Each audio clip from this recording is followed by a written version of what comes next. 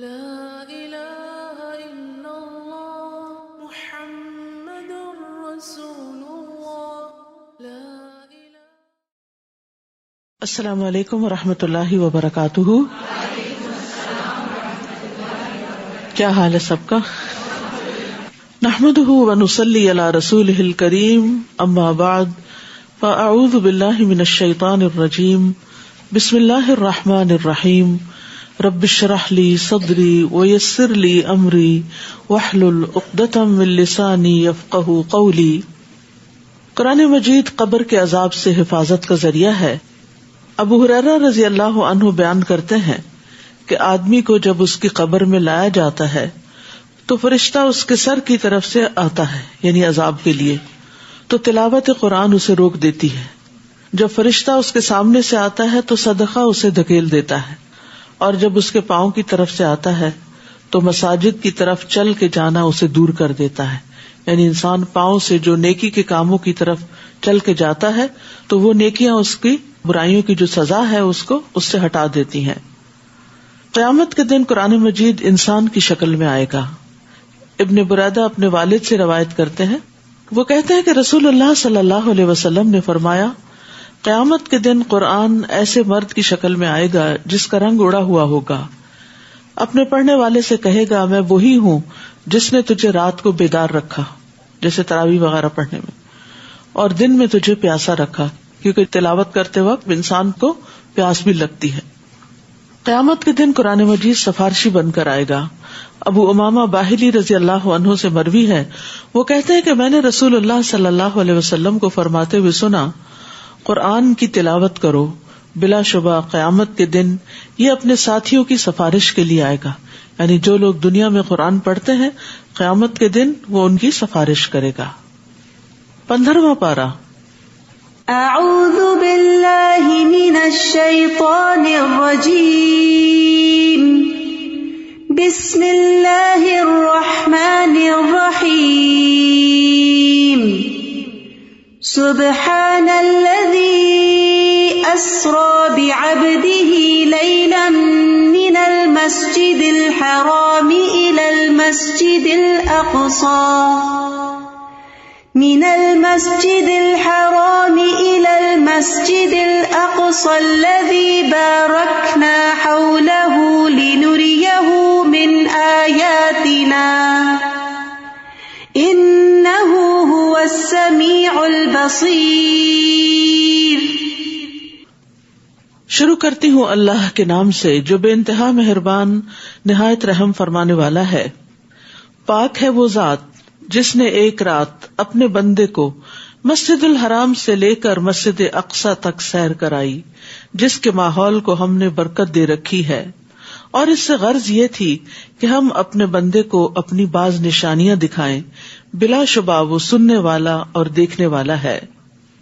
آغاز ہوتا ہے سبحان الذی سے کہ اللہ پاک ہے، یعنی سننے والوں کو ایک عجیب و غریب خبر ملے گی کہ جس کو وہ حیرانی سے سنیں گے، لیکن حقیقت یہ ہے کہ جو چیزیں لوگوں کے لیے مشکل ہیں، اللہ سبحانہ تعالیٰ کے لیے وہ کچھ بھی مشکل نہیں۔ اور ویسے بھی جس بارے میں اب گفتگو کی جائے گی وہ بات بہت ہی اہم بات ہے۔ کیا ہے وہ بات؟ اسریٰ بعبدہ لیلا من المسجد الحرام الی المسجد الاقصی، کہ وہ ذات اپنے بندے کو لے گئی راتوں رات مسجد حرام یعنی مکہ سے الی المسجد الاقصی، مسجد اقصی یعنی فلسطین کی طرف یروشلم میں۔ کیا ہے وہ جگہ؟ کیسی ہے وہ جگہ؟ الذی بارکنا حولہ، جس کے آس پاس کو ہم نے برکتیں عطا کر رکھی ہیں، کیونکہ وہاں پر زمین بھی بہت زرخیز ہے، وہاں کی قدرتی نہریں اور باغات اور پھل، اور اس کے علاوہ وہ انبیاء کا مولد و مسکن بھی رہی ہے۔ اس سفر کا مقصد کیا تھا؟ لنریہ من آیاتنا، کہ ہم اس کو یعنی اپنے بندے کو محمد صلی اللہ علیہ وسلم کو اپنی بعض نشانیوں میں سے دکھائیں۔ گویا دوسرے لفظوں میں یہ سفر ایک معجزہ تھا۔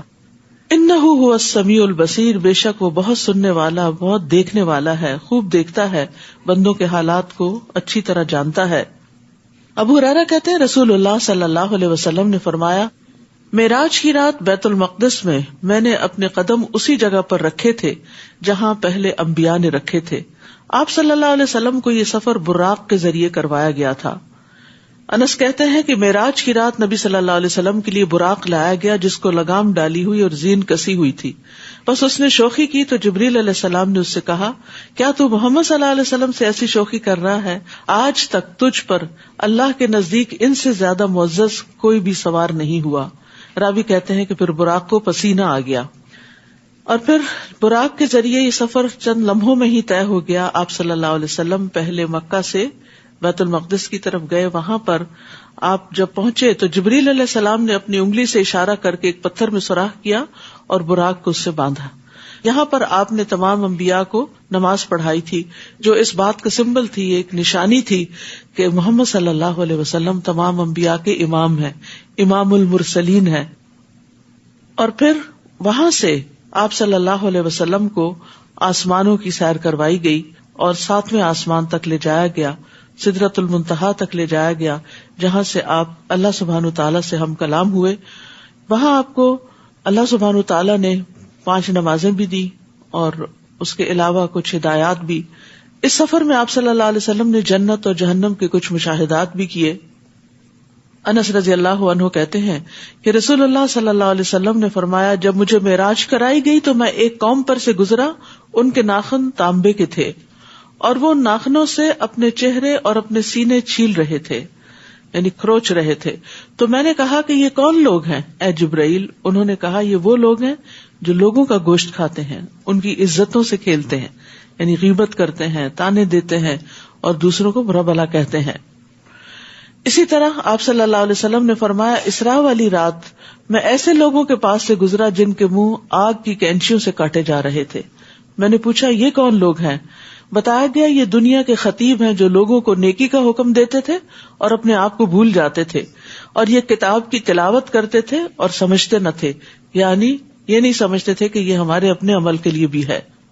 معراج کے موقع پر آپ صلی اللہ علیہ وسلم کو نماز کا تحفہ عطا کیا گیا. سورۃ البقرہ کی آخری آیات دی گئیں اور یہ کہ آپ کی امت میں سے ہر ایسے آدمی کو بخش دیا گیا جو اللہ کے ساتھ کسی کو شریک نہ کرے اور تباہ کن گناہوں سے بچے, یعنی کبیرہ گناہوں سے بچے.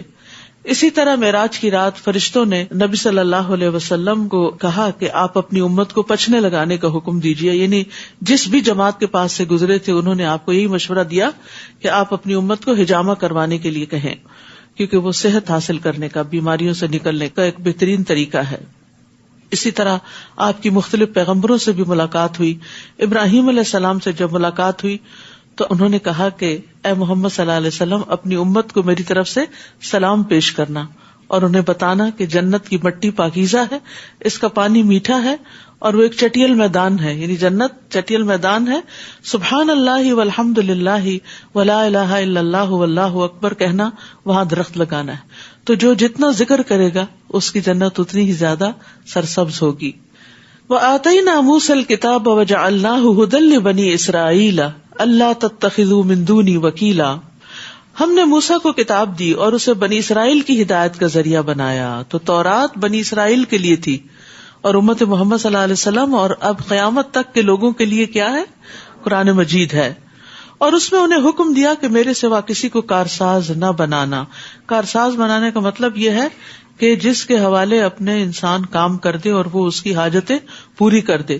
تو ساری حاجتوں کو پورا کرنے والا صرف اور صرف اللہ ہی ہے. ذریۃ من حملنا مع نوح انہ کان عبدا شکورا. یہ بنی اسرائیل ان لوگوں کی اولاد تھے جنہیں ہم نے نوح کے ساتھ کشتی میں سوار کیا تھا. بلا شبہ نوح ایک شکر گزار بندے تھے. تو یہاں اللہ سبحانہ وتعالیٰ خاص طور پر نوح علیہ السلام کی شکر گزاری کی تعریف فرما رہے ہیں, اور مقصد کیا ہے کہ ہم بھی ان کی طرح شکر گزار بن جائیں. لیکن شکر گزار بندہ بننے کے لیے سخت محنت کرنی پڑتی ہے. مغیرہ کہتے ہیں کہ نبی صلی اللہ علیہ وسلم کھڑے ہوتے تاکہ نماز پڑھیں, یہاں تک کہ آپ کے دونوں پاؤں یا دونوں پنڈلیاں پھول جاتی, یعنی سوج جاتی. اس سے متعلق آپ سے کچھ کہا جاتا کہ آپ اتنی مشقت کیوں کرتے ہیں, تو آپ فرماتے کہ کیا میں اللہ کا شکر گزار بندہ نہ بنوں. یعنی شکر گزاری صرف زبان سے شکر گزاری نہیں ہوتی, عمل کے ذریعے ہوتی ہے, اور آج کل اس عمل کا اچھا موقع ہے. اسی طرح شکر گزاری میں انسان جو کچھ بھی کھاتا یا پیتا ہے تو اس پر بھی اپنے رب کو یاد کرے, بسم اللہ پڑھ کر آغاز کرے اور الحمدللہ کہہ کر اللہ کا شکر ادا کرے. اس کتاب میں ہم نے بنی اسرائیل کو صاف صاف کہہ دیا تھا کہ تم زمین پر 2 بار فساد عظیم برپا کرو گے اور بڑی سرکشی دکھاؤ گے. پھر جب ہمارا پہلا وعدہ آ گیا تو اے بنی اسرائیل ہم نے تمہارے مقابلے میں اپنے بڑے جنگجو بندے لا کھڑے کیے جو تمہارے شہروں کے اندر گھس کر دور تک پھیل گئے. یہ اللہ کا وعدہ تھا جسے پورا ہو کر رہنا تھا کہ جب بنی اسرائیل نے پیغمبروں کو قتل کرنا شروع کیا، یعنی حضرت عیسیٰ علیہ السلام کے قتل کے منصوبے بنائے اور اس طرح حضرت یحییٰ علیہ السلام کو قتل کر دیا، تو اس کی پاداش میں پھر اللہ تعالیٰ نے ان پر ظالم بادشاہ مسلط کیے. ثم رددنا لكم الكرة عليهم، پھر ہم نے ان فاتحین پر تمہیں غلبے کا موقع دیا، مال اور اولاد سے تمہاری مدد کی اور نفری میں بہت زیادہ بڑھا دیا. یعنی پہلے حملے کے بعد پھر ہم نے تمہارے حالات بدلے، جب تمہارے اندر تبدیلی آئی تو ہم نے بھی تم سے عذاب اٹھا لیا. ان احسنتم احسنتم لانفسکم وان اسأتم فلہا، دیکھو اگر تم نے بھلائی کی تو اپنے ہی لیے کی، اور اگر برائی کی تو اس کا وبال بھی تم ہی پر ہوگا. پھر جب دوسرے وعدے کا وقت آ گیا کہ جابر فاتحین تمہارا حلیہ بگاڑ دیں اور مسجد اقصی میں ایسے ہی داخل ہوں جیسے پہلی بار داخل ہوئے تھے. پہلا حملہ بخت نصر کا تھا اور دوسرا ٹیٹس کا تھا. 70 عیسوی میں ٹیٹس کا حملہ ان پر ہوا جس کی وجہ سے ان کو تباہ کر کے رکھ دیا گیا. اور جہاں جہاں غلبہ پائیں اسے تہس نہس کر دیں. تو بات یہ ہے کہ جب بنی اسرائیل نے اچھا رویہ اختیار کیا تو اللہ سبحانہ تعالیٰ نے بھی ان کے دن پھیر دیے، اور جب انہوں نے اللہ کا پیغام پہنچانے والوں کے ساتھ برا معاملہ کیا تو اللہ سبحانہ تعالیٰ نے پھر ان کو عذاب چکھایا. تو یہ ایک بنیادی قاعدہ ہمیں دیا جا رہا ہے کہ ہم اللہ سبحانہ تعالیٰ سے ڈر کے زندگی بسر کریں اور نیکیوں کی طرف رغبت رکھیں، اور جو کوئی نیکی کرتا ہے وہ دراصل اپنے ہی لیے کرتا ہے. ہو سکتا ہے اب تمہارا رب تم پر رحم فرما دے، لیکن اگر تم نے پھر سرکشی کی تو ہم بھی پھر سزا دیں گے، یعنی اگر تم بدلے تو ہم بھی پھر تمہیں پکڑیں گے. تو اس میں کتنا بڑا سبق ہے.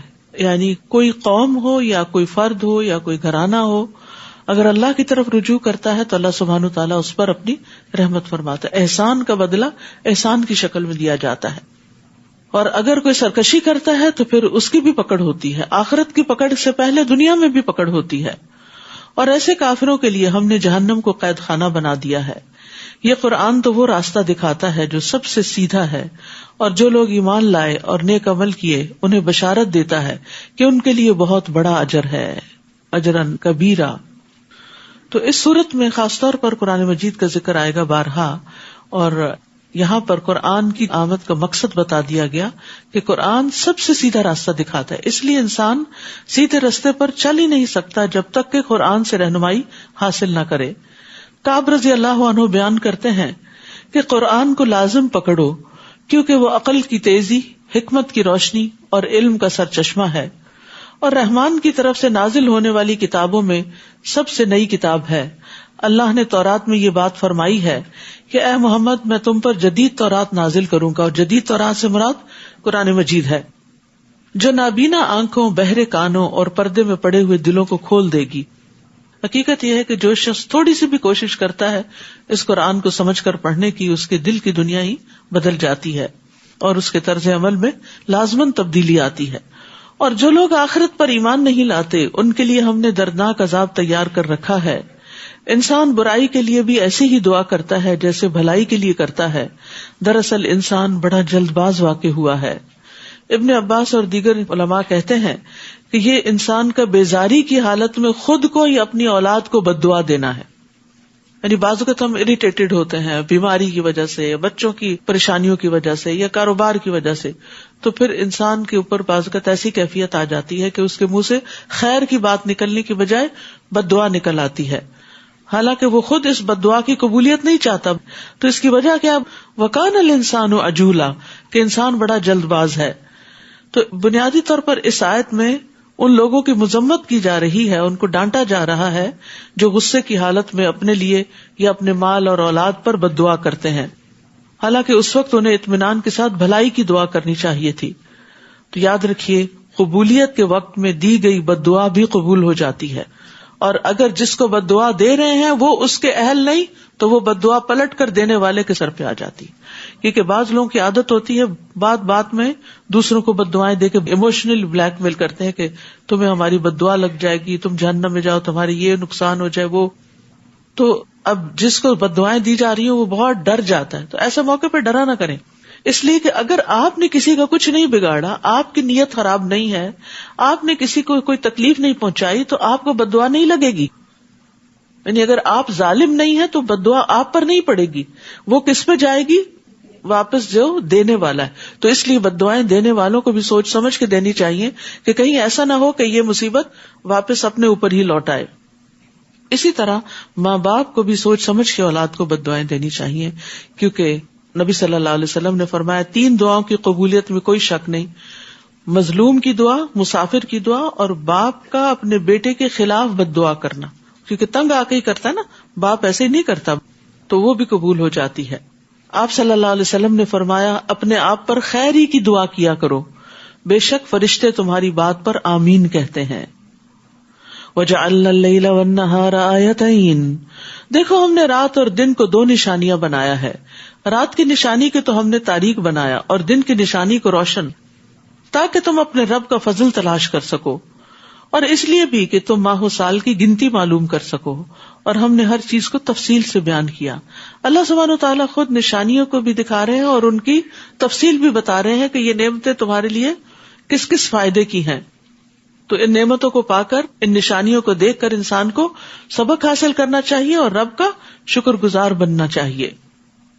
وَكُلَّ إِنسَانٍ أَلْزَمْنَاهُ طَائِرَهُ فِي عُنُقِهِ وَنُخْرِجُ لَهُ يَوْمَ الْقِيَامَةِ كِتَابًا يَلْقَاهُ مَنشُورًا، ہر انسان کا عمل ہم نے اس کے گلے میں لٹکا رکھا ہے. یعنی انسان جو کچھ کماتا ہے وہ اسی کے اوپر لادا جا رہا ہے، جسے ہم قیامت کے دن ایک کتاب کی صورت میں نکالیں گے، اعمال نامہ، بک آف ڈیڈز. وہ اس کو کھلی ہوئی کتاب کی طرح دیکھے گا، یعنی اپنی کتاب کو کھلا ہوا دیکھے گا. یلقاہ منشورا، اوپن بک ہوگی جس میں وہ ساری چیزیں دیکھ رہا ہوگا. اور کہا جائے گا اقرأ کتابک کفا بنفسک اليوم علیک حسیبا، پڑھ اپنا اعمال نامہ، آج تو خود ہی اپنا حساب کرنے کو کافی ہے. یعنی تم خود ڈیسائیڈ کر سکتے ہو کہ تمہارا اب انجام کیا ہونا چاہیے. ظاہر برے اعمال ایسی شکل میں ہوں گے کہ انسان ان سے خود گن کھائے گا. تو کتنا ضروری ہے کہ انسان یہ حساب اپنا دنیا میں ہی کر لے، مرنے سے پہلے ہی کر لے، اپنا محاسبہ کرے، اپنا جائزہ لے، اپنے منہ سے نکلنے والی باتیں، اپنی سوچیں اور اپنے معاملات جو دیگر لوگوں کے ساتھ ہیں کہ ان کا نتیجہ کیا نکلے گا. من اہتدی فانما یہتدی لنفسہ ومن ضل فانما یضل علیہا، جس شخص نے ہدایت قبول کی تو اس کا فائدہ اسی کو ہے. یعنی اپنی برائیوں کو دیکھ کر ان کو دور کر کے اور جو صحیح راستہ ہے اس کو اختیار کر لیا، اور خاص طور پر جو قرآن کا راستہ ہے سب سے بہترین اور سیدھا راستہ، تو اس کا فائدہ کسی اور کو نہیں، خود اسی کو ہوگا. اور جو گمراہ ہوا تو اس کا بار بھی اسی پر ہے. یعنی اگر انسان ہدایت نہیں پاتا تو پھر نقصان بھی خود اٹھائے گا، اور کوئی گناہ کا بوجھ اٹھانے والے دوسرے کا بوجھ نہیں اٹھائے گا. یہ یاد رکھنا چاہیے کہ قیامت کے دن ہر شخص کو اپنے کیے کا بدلہ ہی ملے گا. اور ہم اس وقت تک عذاب نہیں دیا کرتے جب تک اپنا رسول نہ بھیج لیں. اور جب ہم کسی بستی کو ہلاک کرنے کا ارادہ کر لیتے ہیں تو وہاں کے عیش پرستوں کو حکم دیتے ہیں تو وہ بدکاریاں کرنے لگتے ہیں. پھر اس بستی پر عذاب کی بات صادق آ جاتی ہے تو ہم اس کی اینٹ سے اینٹ بجا دیتے ہیں. یعنی پیچھے بنی اسرائیل کا بھی یہی حال ہوا، باقی اقوام میں بھی یہی قاعدہ رہا، اور آئندہ کے لیے بھی یہی اصول ہے کہ اگر لوگ فساد کریں گے، بگاڑ کا رستہ اختیار کریں گے تو پھر دنیا میں بھی ان کی شامت آئے گی. نوح علیہ السلام کے بعد ہم نے کتنی ہی قومیں ہلاک کر دی، اور آپ کا رب اپنے بندوں کے گناہوں سے خبردار رہنے اور دیکھنے کو کافی ہے. من کان یرید العاجلۃ عجلنا له فیها ما نشاء لمن نرید ثم جعلنا له جہنم یصلاها مذموما مدحورا. جو شخص دنیا چاہتا ہے تو ہم جس شخص کو جتنا چاہیں دنیا میں ہی دے دیتے ہیں. یعنی جو دنیا کی رونقیں چاہتا ہے، دنیا کے فائدے چاہتا ہے، انہی کے لیے نمبر 1 دن رات کوشش کر رہا ہے، اور نمبر 2 یہ کہ اگر کوئی نیکی بھی کرتا ہے تو اس کا بدلہ بھی دنیا میں ہی چاہتا ہے، تو ہم اس کو دنیا میں ہی دے دیتے ہیں. پھر ہم نے جہنم اس کے مقدر کر دی ہے جس میں وہ بدحال اور دھتکارا ہوا بن کر داخل ہوگا. ومن اراد الآخرۃ وسعى لها سعيها وهو مؤمن فاولئک کان سعیهم مشکورا.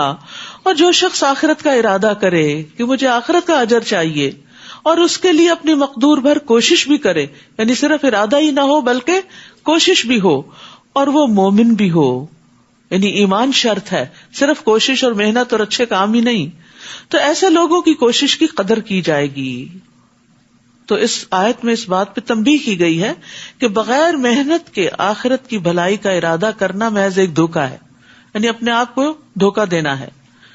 دنیا میں بھی انسان جس چیز کو چاہتا ہے تو پھر اس کو پانے کے لیے کوشش بھی کرتا ہے، محنت بھی کرتا ہے.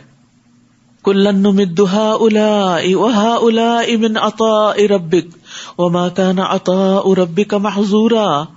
ہم ہر طرح کے لوگوں کی مدد کرتے ہیں، خواہ یہ ہوں یا وہ ہوں، اور یہ بات آپ کے رب کا عطیہ ہے، اور آپ کے رب کا عطیہ کسی پر بند نہیں. یعنی اللہ سبحانہ وتعالیٰ دنیا میں صرف ایمان والوں کی مدد نہیں کرتا، دوسروں کی بھی کرتا ہے، اور اللہ جس کی چاہے کرے، کوئی اس کو روکنے والا نہیں.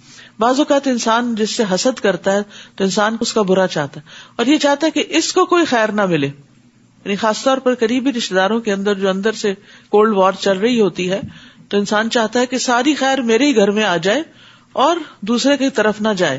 لیکن ظاہر ہے کہ خیر کا بانٹنے والا تو اللہ ہے، کسی کے چاہنے سے کیا ہوتا ہے، اور کسی کے بدخواہی سے بھی ضروری نہیں کہ کسی کو نقصان ہی پہنچ جائے، ضروری نہیں کہ کوئی آپ سے حسد کرے تو آپ برباد ہی ہو جائیں. بہت سے لوگ حسد میں پھر اور آگے بڑھ جاتے ہیں اور جادو وغیرہ کرنے لگتے ہیں اور فساد شروع کر دیتے ہیں زمین میں.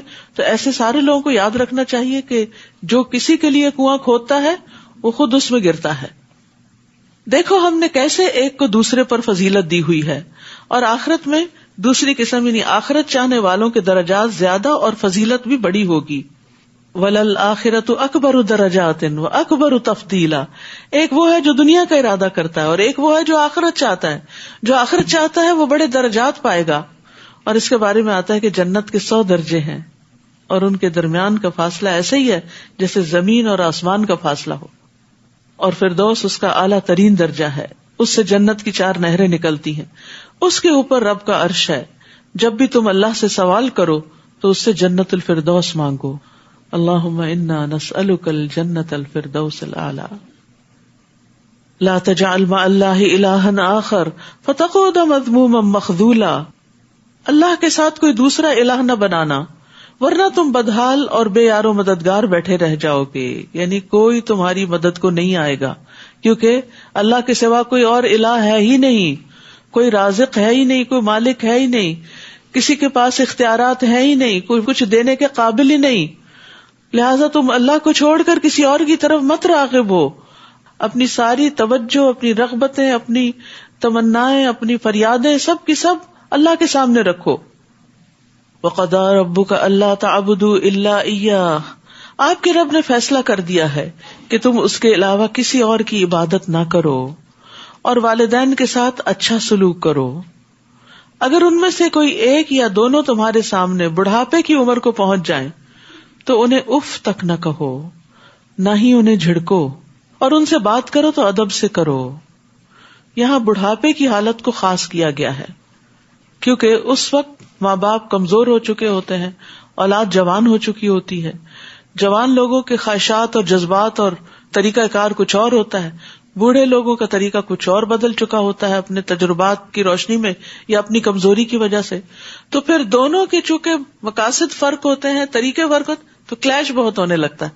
تو ایسے میں ماں باپ نہیں جھک سکتے، ان میں تبدیلی کی مت سوچو، کیونکہ وہ تو بڑے ہو چکے ہیں، وہ تو پکے ہو چکے ہیں، وہ تو مضبوط درخت بن چکے ہیں. اب اگر آپ چاہو کہ ان کو ڈھال لیا جائے، ان کو جھکا لیا جائے اور ان کی عادتیں بدل لی جائیں تو یہ نہیں ممکن. تو اس لیے ضروری ہے کہ اولاد اپنے اندر نرمی پیدا کرے، اولاد ان کے آگے جھکے. اور یہاں اف 2 حرفی کلمہ ہے جو انتہائی ناپسندیدگی اور بیزاری کے وقت انسان کے منہ سے نکلتا ہے. اف، پھر وہی بات، اف، پھر اسی کام کے لیے بلا لیا. تو اس کو بھی منع کر دیا گیا. تو پھر اگر اف منع ہے تو پھر لمبی چوڑی نصیحتیں ماں باپ کو اور جھگڑے اور بدتمیزی اور بد اخلاقی کی تو کہیں بھی گنجائش نہیں. یاد رکھیے بڑھاپے میں والدین کو ستانے والا جنت سے محروم رہے گا. ابو ہریرہ سے روایت ہے کہ نبی صلی اللہ علیہ وسلم نے فرمایا اس کی ناک خاک آلود ہو، پھر اس کی ناک خاک آلود ہو، پھر اس کی ناک خاک آلود ہو. پوچھا گیا اللہ کے رسول کس کی؟ آپ نے فرمایا جس نے اپنے والدین یا ان میں سے کسی ایک کو بڑھاپے میں پایا پھر وہ ان کی خدمت کر کے جنت میں داخل نہ ہوا. تو خاص طور پر بڑھاپے میں والدین کی خدمت کرنا جو ہے وہ جنت میں لے جانے والے کاموں میں سے ایک کام ہے. اور دوسری طرف والدین کا نافرمان جنت میں داخل نہیں ہوگا.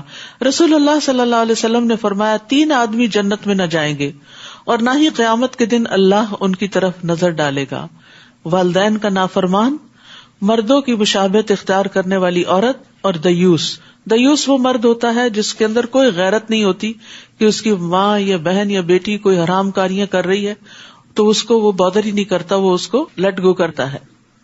اسی طرح والدین کو رلانا بھی کبیرہ گناہوں میں سے ہے. وَاخْفِضْ لَهُمَا جَنَاحَ الذُّلِّ مِنَ الرَّحْمَةِ، اور ان پر رحم کرتے ہوئے انکساری سے ان کے آگے جھکے رہو. والدین کے آگے ہمبل رہو، جھکے رہو، اور ان کے حق میں دعائیں کرو. وَقُلْ رَبِّ ارْحَمْهُمَا كَمَا رَبَّيَانِي صَغِيرًا، کہ اے رب ان پر رحم فرما جیسا کہ انہوں نے بچپن میں مجھے محبت و شفقت سے پالا تھا. تو یہاں ان پہ رحم کرتے ہوئے یعنی رحمت و شفقت کی نظر سے ان کو دیکھو، غصے سے مت دیکھو، انکساری سے آگے جھکے رہو اور ان کے لیے دعائیں کرو. اور پھر یہ ہے کہ کندھے جھکا کے رکھو، یعنی اپنا پوسچر بھی ایسا رکھو کہ جس سے تکبر ظاہر نہ ہو بلکہ عاجزی، کہ آپ ماں باپ کے آگے جھکے ہوئے. بعض اوقات یہ ہوتا ہے کہ اولاد زیادہ قابل ہو جاتی، ماں باپ بڑھاپے میں پہنچ کر پڑھ لکھ کر بھی سب کچھ بھول جاتے، تو اولاد جو ہے وہ جب جوان ہوتی ہے اور جان پکڑتی ہے تو پھر وہ ماں باپ سے بھی آگے نکلنے لگتی ہے. تو ایسے میں بھی انسان کو کبھی یہ ظاہر نہیں کرنا چاہیے کہ ہم آپ سے بہتر ہیں، آپ کو کچھ پتا نہیں. یہ دیکھیں عام طور پہ بچوں کے اندر یہ چیز کتنی آ گئی ہے کہ ماں باپ کو بے وقوف سمجھتے ہیں. بھلے ماں باپ کچھ نہ سمجھ بھی ہوں یا نہ سمجھی کی بات بھی کریں تو ان کو بار بار یہ احساس دلانے کی ضرورت نہیں ہوتی، کیونکہ یہ ان کے اوپر بڑا گراں گزرتا ہے کہ جس بچے کو انہوں نے پیدا کیا اور اس کی انگلی پکڑ کے اس کو چلنا سکھایا، آج وہ انہیں سکھا رہا ہے. تو یہ چیز نفسیاتی طور پر انہیں کمزور کرتی ہے اور ان کو غمگین کرتی ہے. تو بھلے آپ صحیح ہوں اور ماں باپ غلط ہوں، پھر بھی ان کے آگے ہمبل رہیں، بحث مباحثہ نہ کریں. اور والدین میں سے بھی پھر ماں حسن سلوک کی زیادہ مستحق ہے. ابو ہریرہ کہتے ہیں کہ ایک آدمی رسول اللہ صلی اللہ علیہ وسلم کی خدمت میں حاضر ہوا اور عرض کیا، یا رسول اللہ میرے اچھے سلوک کا سب سے زیادہ حقدار کون ہے؟ آپ نے فرمایا کہ تمہاری ماں. اس نے پھر پوچھا، آپ نے پھر وہی جواب دی، پھر پوچھا، تیسری بار بھی آپ نے وہی جواب دیا، چوتھی بار آپ نے کہا تمہارا باپ. ربکم اعلم بما فی نفوسکم، جو کچھ تمہارے دل میں اللہ اسے خوب جانتا ہے کہ تم کس دل سے ماں باپ کی خدمت کر رہے. ماں باپ تو کتنی محبت سے پالتے ہیں، لیکن بچے انتظار میں رہتے ہیں کہ اب یہ کب دنیا سے جائیں گے اور کب ہمارے سر سے یہ بوجھ اترے گا اور کب ہم بھی آزاد ہوں گے. تو جو تم دلوں میں سوچتے ہو اللہ اس کو بھی خوب جانتا ہے، اس بارے میں یا کسی اور بارے میں. چونکہ یہ پیچھے ماں باپ سے متعلق بات سے ہی ریلیٹڈ ہے، اس لیے سب سے پہلے اسی کانٹیکسٹ میں اس کو دیکھنا چاہیے. اگر تم صالح بن کر رہو تو وہ ایسے رجوع کرنے والوں کو معاف کر دینے والا ہے. یعنی دل کے خیالات تو اوپر نیچے ہوتے ہی رہیں گے، لیکن اگر تمہارا طرز عمل اچھا ہے، تم عملی طور پر صالح ہو، نیک ہو، تو پھر جو رجوع کرے گا یعنی اپنی غلطی سے توبہ کر لے گا، اللہ تعالیٰ اس کو معاف کر دے گا. یعنی انسان کو جب احساس ہوتا ہے کہ وہ غلط سوچ رہا ہے یا اس کے منہ سے غلط بات نکل گئی ہے تو پھر وہ پلٹ کر اپنا رویہ اچھا کر لیتا ہے تو اس کی غلطی بھی معاف ہو جاتی ہے. وَآتِ ذَا الْقُرْبَى حَقَّهُ وَالْمِسْكِينَ وَابْنَ السَّبِيلِ وَلَا تُبَذِّرْ تَبْذِيرًا، اور رشتہ دار کو اس کا حق دو اور مسکین اور مسافر کو اس کا حق ادا کرو اور فضول خرچی نہ کرو. ان المبذرین کانوا اخوان الشیاطین وکان الشیطان لربہ کفورا، کیونکہ فضول خرچی کرنے والے شیطانوں کے بھائی ہیں اور شیطان اپنے رب کا بڑا ہی ناشکرا ہے. تو یہ تبذیر کیا ہوتا ہے؟ تبذیر کا لفظ بذر سے، بذر کہتے ہیں بیج کو. تو جیسے بیج ایسے پھیلا دیا جاتا ہے نا کھیت میں، تو وہ تو بہرحال اگی آتا ہے لیکن بظاہر یوں لگتا ہے جیسے مٹی میں جا کے گم گیا. تو اس سے تشبیہ دی گئی ہے کہ تم اپنا مال یوں ہی ہر جگہ نہ لٹاتے پھرو، اور پھر خاص طور پر مال کو خواہشات پر ضرورت سے زیادہ خرچ کرنا. ضروریات پر نہیں. تبذیر میں، فضول خرچی میں پہلی چیز کیا آتی ہے؟ خواہشات پر خرچ کرنا، اور وہ بھی ضرورت سے زائد. مثلا ڈیکوریشن کے اوپر بہت زیادہ خرچ کر دینا، لباس کے اوپر، اور لباس بھی ضرورت کا نہ ہو، صرف دکھاوے کا ہو، اور اس پر انسان ہزاروں خرچ کر دے. اور پھر اسی طرح یہ کہ ناجائز چیزوں میں خرچ کرنا، ضروریات میں بھی حد سے زیادہ خرچ کرنا. یعنی ایک انسان کی وانٹس ہوتی ہیں، ایک اس کی نیڈز ہوتی ہیں، اور کچھ نیسیسٹیز ہوتی ہیں. نیسیسٹیز پہ خرچ کرنے میں تو کوئی حرج نہیں. نیڈز جو ہوتی ہیں وہ انسان بعض اوقات بہت زیادہ بڑھا لیتا ہے. یہ بھی نیڈ ہے، یہ بھی نیڈ ہے. ہر چھوٹی بڑی چیز آپ باہر جاتے ہیں دیکھتے ہیں تو کہتے ہیں نہیں یہ بھی کہیں کام آ جائے گی، تو اس میں بعض اوقات کیا کرتے ہیں آپ غیر ضروری چیزیں خرید کے رکھ لیتے ہیں. اور وانٹس کی تو پھر کوئی لمٹ ہی نہیں ہے، تو اس میں انسان حد سے پھر بڑھ جاتا ہے، اور اسی کو فضول خرچی کہتے ہیں. ابو عبید کہتے ہیں میں نے عبداللہ بن مسعود سے مبذرین کے بارے میں پوچھا تو انہوں نے کہا وہ لوگ جو ناحق مال خرچ کرتے ہیں، یعنی جہاں خرچ نہیں کرنا چاہیے، جن کاموں میں، جن چیزوں پر، وہاں خرچ کرتے ہیں. مال ضائع کرنے والے لوگ اللہ تعالیٰ کے ناپسندیدہ ہیں. نبی صلی اللہ علیہ وسلم نے فرمایا بے شک اللہ تمہارے لیے 3 باتیں پسند نہیں کرتا: ادھر ادھر کی فضول باتیں کرنا، ہی سیڈ شی سیڈ، بیکار کی باتیں، مال کو ضائع کرنا، بکثرت سوال کرنا. یہ 3 چیزیں جو ہیں یہ اللہ سبحانہ تعالیٰ کو سخت ناپسند ہے. اور اگر تم ان رشتہ داروں، مسکینوں، مسافروں سے اس بنا پر اعراض کرو کہ ابھی تمہارے پاس دینے کو کچھ نہیں، کہ تم اپنے رب کی رحمت سے ایسی توقع ضرور رکھتے ہو اور اس کی تلاش میں ہو، تو انہیں نرمی سے جواب دو. بعض اوقات انسان کے پاس اتنا نہیں ہوتا کہ وہ دوسرے کی ضروریات پوری کر سکے، تو ایسے میں بد اخلاقی سے بات نہیں کرنی چاہیے کہ تم لوگ روز مانگنے آ جاتے ہو، یہاں میں نے کوئی فیکٹریاں لگا رکھی ہیں، اور طرح طرح کی باتیں جو حد سے بڑی ہوئی ہوں اور دوسروں کو تکلیف دینے والی ہوں، وہ نہیں کرنی چاہیے. مثلاً اگر کوئی شخص سمجھتا ہے کہ آپ کے پاس بہت کچھ ہے اور آپ سے قرض مانگنے کے لیے آ جاتا ہے، اور آپ تو ہینڈ ٹو ماؤتھ ہیں بظاہر دیکھنے میں، چونکہ آپ کبھی اپنی مالی مشکلات کا کسی کے سامنے ذکر نہیں کرتے، تو لوگ آپ کو خوشحال سمجھنے لگتے ہیں کہ اس کے منہ سے تو کبھی ایسی کوئی بات ہی نہیں نکلی کہ یہ بھی نیڈی ہے. لیکن اس وقت آپ واقعی دے نہیں سکتے، اور بعض اوقات قریبی رشتے دار ہی آپ کے ساتھ ایسے معاملات کر رہے ہوتے ہیں، یا آپ کو قریبی سوشل سرکل. تو ایسی صورت میں انسان کو پھر اچھی بات کے ذریعے دوسرے کا دل خوش کر دینا چاہیے اگر وہ مال سے مدد نہیں کر سکتا، یا کسی بھی طرح. بعض اوقات مال نہیں ہوتا، بعض اوقات کسی کو آپ کی رائڈ چاہیے ہوتی ہے، یا کسی کو آپ کا وقت چاہیے ہوتا ہے.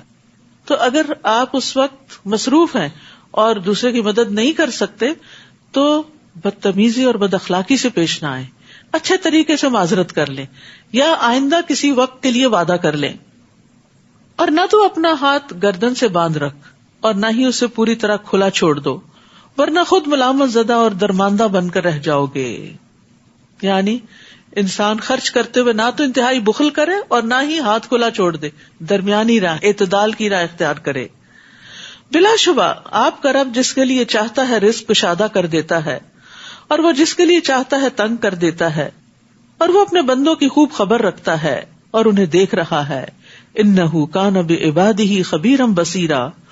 اور مفلسی کے اندیشے سے اپنی اولاد کو قتل نہ کرو، انہیں اور خود تمہیں بھی رزق ہم دیتے ہیں. انہیں قتل کرنا بہت بڑا گناہ ہے. والدین کے حقوق کے بعد اولاد کے حقوق، اور ان میں سب سے پہلا حق ان کی زندگی کا حق ہے کہ ان کو نہ تو پیٹ کے اندر قتل کرو اور نہ باہر آنے کے بعد. اور اس ڈر سے خاص طور پر مت ابارٹ کراؤ اپنے پریگنینسی کو کہ تم ان کا خرچ کہاں سے اٹھاؤ گے، کیونکہ ہم بہت مٹیریلسٹک ہو گئے نا، ہر چیز کو کیلکولیٹ کرتے رہتے ہیں کہ اتنی میری آمدنی ہے، ایک بچے کے اوپر اتنا منتھلی خرچ ہوتا ہے، اگر ایک اور بچہ آ گیا تو میرا بجٹ آؤٹ ہو جائے گا، پھر میں کیا کروں گا. نہیں، اللہ سبحانہ تعالیٰ اسی اعتبار سے وسائل بھی پیدا کر دے گا. بیماری یا کوئی اور ریزن ہو سکتی ہے کہ جس سے انسان اپنی تحدید اولاد کرے، لیکن مفلسی کے ڈر سے نہیں، اس کی اجازت نہیں. تو اس آیت سے یہ بھی پتہ چلتا ہے کہ اللہ تعالیٰ اپنے بندوں پر ان کے والدین سے بھی زیادہ مہربان ہے. اور اولاد کا قتل جو ہے یہ کبیرہ گناہوں میں سے ہے. وَلَا تَقْرَبُوا الزِّنَا، اور زنا کے قریب بھی نہ جاؤ کیونکہ وہ بے حیائی اور برا راستہ ہے. اور کسی ایسے شخص کو قتل نہ کرو جسے قتل کرنا اللہ نے حرام قرار دیا ہے، الا یہ کہ حق کی بنا پر، یعنی قصاص وغیرہ میں. اور اگر کوئی شخص ناحق قتل کیا جائے تو ہم نے اس کے ولی کو پورا اختیار دیا ہے، لہذا اسے قتل میں زیادتی نہ کرنا چاہیے. یقیناً اسے مدد دی جائے گی. ولی کا اختیار کیا، چاہے تو قصاص لے یا دیت ہو یا معاف کر دے، اور اگر اسے قتل ہی کرنا ہے تو اس میں زیادتی نہیں کرے گا کہ ایک کے بدلے 4 کر دے اس قبیلے کے، یا یہ ہے کہ اذیت دے دے کے قتل کرے. اور یتیم کے مال کے قریب نہ جاؤ مگر اس صورت میں کہ وہ بہتر ہو، یہاں تک کہ وہ اپنی جوانی کو پہنچ جائے. اور عہد کی پابندی کرو کیونکہ عہد کے بارے میں تم سے باز پرس ہوگی. اللہ اکبر. ان العہد کان مسئولا. سوچ سمجھ کے وعدے کیا کریں اور سوچ سمجھ کے پھر ان کو نبھایا کریں، کیونکہ قیامت کے دن سوال کیا جائے گا کہ وعدہ پورا کیا تھا یا نہیں. اور وعدہ خلافی جو ہے یہ منافق کی نشانیوں میں سے ہے. اور جب تم ناپ کرو تو پورا پورا ناپو، اور تولو تو سیدھی ترازو سے تولو. یہ اچھا طریقہ ہے اور انجام کے لحاظ سے بھی بہتر ہے. اور کسی ایسی بات کے پیچھے نہ پڑو جس کا تجھے علم نہیں، کیونکہ اس بات کے متعلق کان، آنکھ اور دل سب کی باز پرس ہونی ہے. یہ بہت بڑا اخلاقی ادب سکھایا گیا ہے اور بہت زبردست اصلاح کی گئی ہے. تو امت کو اس بات کی تعلیم دی جا رہی ہے کہ اچھے ویل تھاٹ خیالات کو اور وہمی باتوں کو آپس میں مکس نہ کیا جائے. قتادہ کہتے ہیں اس کا مطلب یہ نہ کہو میں نے دیکھا حالانکہ تم نے دیکھا نہ ہو، بس تمہیں وہم ہو تو تم کو ہاں میں نے دیکھا تھا فلاں آیا تھا حالانکہ وہ تو نہیں آیا. یہ نہ کہو کہ میں نے سنا حالانکہ تم نے سنا نہ ہو. بعض اوقات تم کہتے ہیں نا میں نے سنا، لیکن سنا نہیں ہوتا، تو یہ نہیں کہنا چاہیے. اور یہ نہ کہو کہ میں جانتا ہوں حالانکہ تم نہیں جانتے. ہاں مجھے پتا ہے، اور جب پوچھے کہاں ہے تو کہتے او مجھے بھول گیا. نہیں، جب تک یقینی بات نہ ہو اس کو منہ سے مت نکالو، کیونکہ ان سب باتوں کے بارے میں بھی پوچھ گچھ ہوگی. اسی طرح دل کے بعض خیال بھی گناہ ہوتے ہیں. یا ایھا الذین آمنوا اجتنبوا کثیرا من الظن ان بعض الظن اثم. اے لوگوں جو ایمان لائے ہو بہت سے گمان سے بچو، یقیناً بعض گمان گناہ ہوتے ہیں. تو اپنی گفتگو اور سوچ کو وہم و گمان پر رکھنے کی بجائے انسان علم یقینی پر اس کی بنیاد رکھے، کیونکہ ان السمع والبصر والفؤاد کل اولئک کان عنہ مسئولا ولا تمشی فی الارض مرحا. اور زمین میں اکڑ کر مت چلو، نہ تو تم زمین کو پھاڑ سکتے ہو اور نہ بلندی میں پہاڑوں تک پہنچ سکتے ہو. عباد الرحمان کی صفت یہ ہوتی ہے کہ وہ زمین پر نرمی سے چلتے ہیں، معتدل چال چلتے ہیں، نہ تو عاجزی اور سستی کے ساتھ بہت ہی ڈھیلے ڈھیلے اور نہ ہی بہت تیز، بلکہ اپنی ہمت کے مطابق درمیانی چال. اور پھر اسی طرح چلتے ہوئے اکڑنا نہیں چاہیے، متکبرانہ چال کی ممانعت کی گئی ہے. نبی صلی اللہ علیہ وسلم نے فرمایا جو شخص اپنے آپ کو بڑا سمجھے یا اپنی چال میں تکبر کو جگہ دے، یعنی تکبر والی چال چلے، وہ اللہ سے اس حال میں ملے گا کہ اللہ اس سے ناراض ہوگا. یاد رکھیے ہمارا دین ایک جامع دین ہے جس میں چلنے کا طریقہ تک سکھایا گیا ہے، مال خرچ کرنے کا، اولاد سے معاملہ کرنے کا، والدین سے معاملہ کرنے کا، اپنی شرم و حیا کا، کس طرح انسان کو بولنا چاہیے، کس طرح سوچنا چاہیے. کون سا پہلو زندگی کا ایسا ہے کہ جس کے بارے میں رہنمائی نہیں کی گئی. کل ذالک کان سیئہ عند ربک مکروہا. یہ سب کام ایسے ہیں جن کی قباحت آپ کے رب کے ہاں ناپسندیدہ ہے. یہ سب حکمت کی باتیں ہیں جو آپ کے رب نے آپ کی طرف وحی کی ہیں. اور اللہ کے ساتھ کوئی دوسرا الہ نہ بنانا، ورنہ ملامت زدہ اور دھتکارے ہوئے جہنم میں ڈال دیے جاؤ گے. یہ سب سے بڑا جرم ہے. کیا تمہارے رب نے بیٹے دینے کو تو تمہیں چن لیا اور خود فرشتوں کو اپنی بیٹیاں بنا لیا؟ کتنی بڑی گناہ کی بات ہے جو تم کہہ رہے ہو. ہم نے اس قرآن میں حقائق کو مختلف طریقوں سے بیان کیا تاکہ لوگ کچھ ہوش کریں، مگر ان میں نفرت ہی بڑھتی گئی. آپ ان سے کہیے اگر اللہ کے ساتھ کوئی اور بھی الہ ہوتے جیسا کہ یہ مشرک کہتے ہیں تو وہ اللہ صاحب عرش سے مقابلہ اور وہاں تک پہنچنے کے لیے ضرور کوئی راہ تلاش کرتے. یعنی یہ نہیں ہو سکتا کہ کوئی اللہ کے مقابل ہو اور پھر وہ نعوذ باللہ اللہ کی جگہ نہ لینا چاہے اور اس کا مقابلہ نہ کرے. سبحانہ وتعالی عما یقولون علوا کبیرا.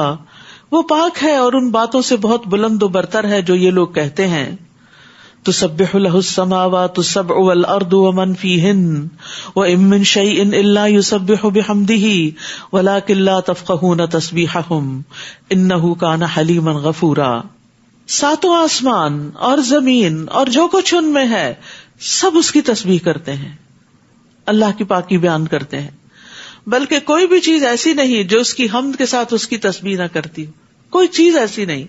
لیکن تم ان کی تسبیح کو نہیں سمجھتے کیونکہ ہر ایک کا اپنا طریقہ ہے. انہ کان حلیما غفورا، وہ بڑا بردبار اور معاف کرنے والا ہے.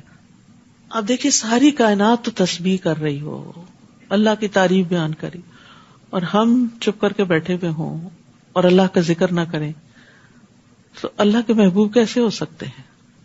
لیکن پھر بھی اللہ تعالیٰ معاف کر دیتا ہے. عبداللہ بن مسعود کہتے ہیں کہ ہم آپ صلی اللہ علیہ وسلم کے زمانے میں کھاتے وقت کھانے کی تسبیح سنتے تھے، یعنی آپ ہم کو سنواتے تھے. ایک اور موقع پر آپ نے مٹھی میں کچھ کنکریاں لے کر صحابہ کرام کو ان کی تسبیح سنوائی، یعنی ان کی آواز انہانس کر دی گئی ہوگی.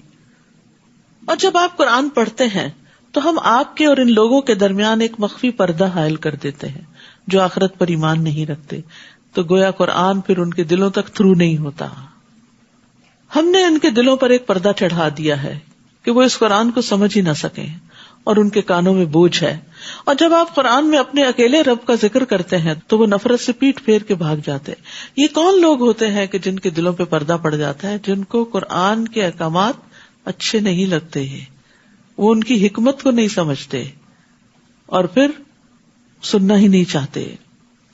ہم خوب جانتے ہیں جب وہ آپ کی طرف کان لگاتے ہیں تو کس بات پہ لگاتے ہیں، اور یہ بھی جانتے ہیں جو وہ سرگوشی کرتے ہیں جب یہ ظالم کہتے ہیں کہ تم ایک سحر زدہ آدمی کی پیروی کر رہے ہو، یعنی دوسروں کو بہکاتے ہیں آپ کی طرف آنے سے.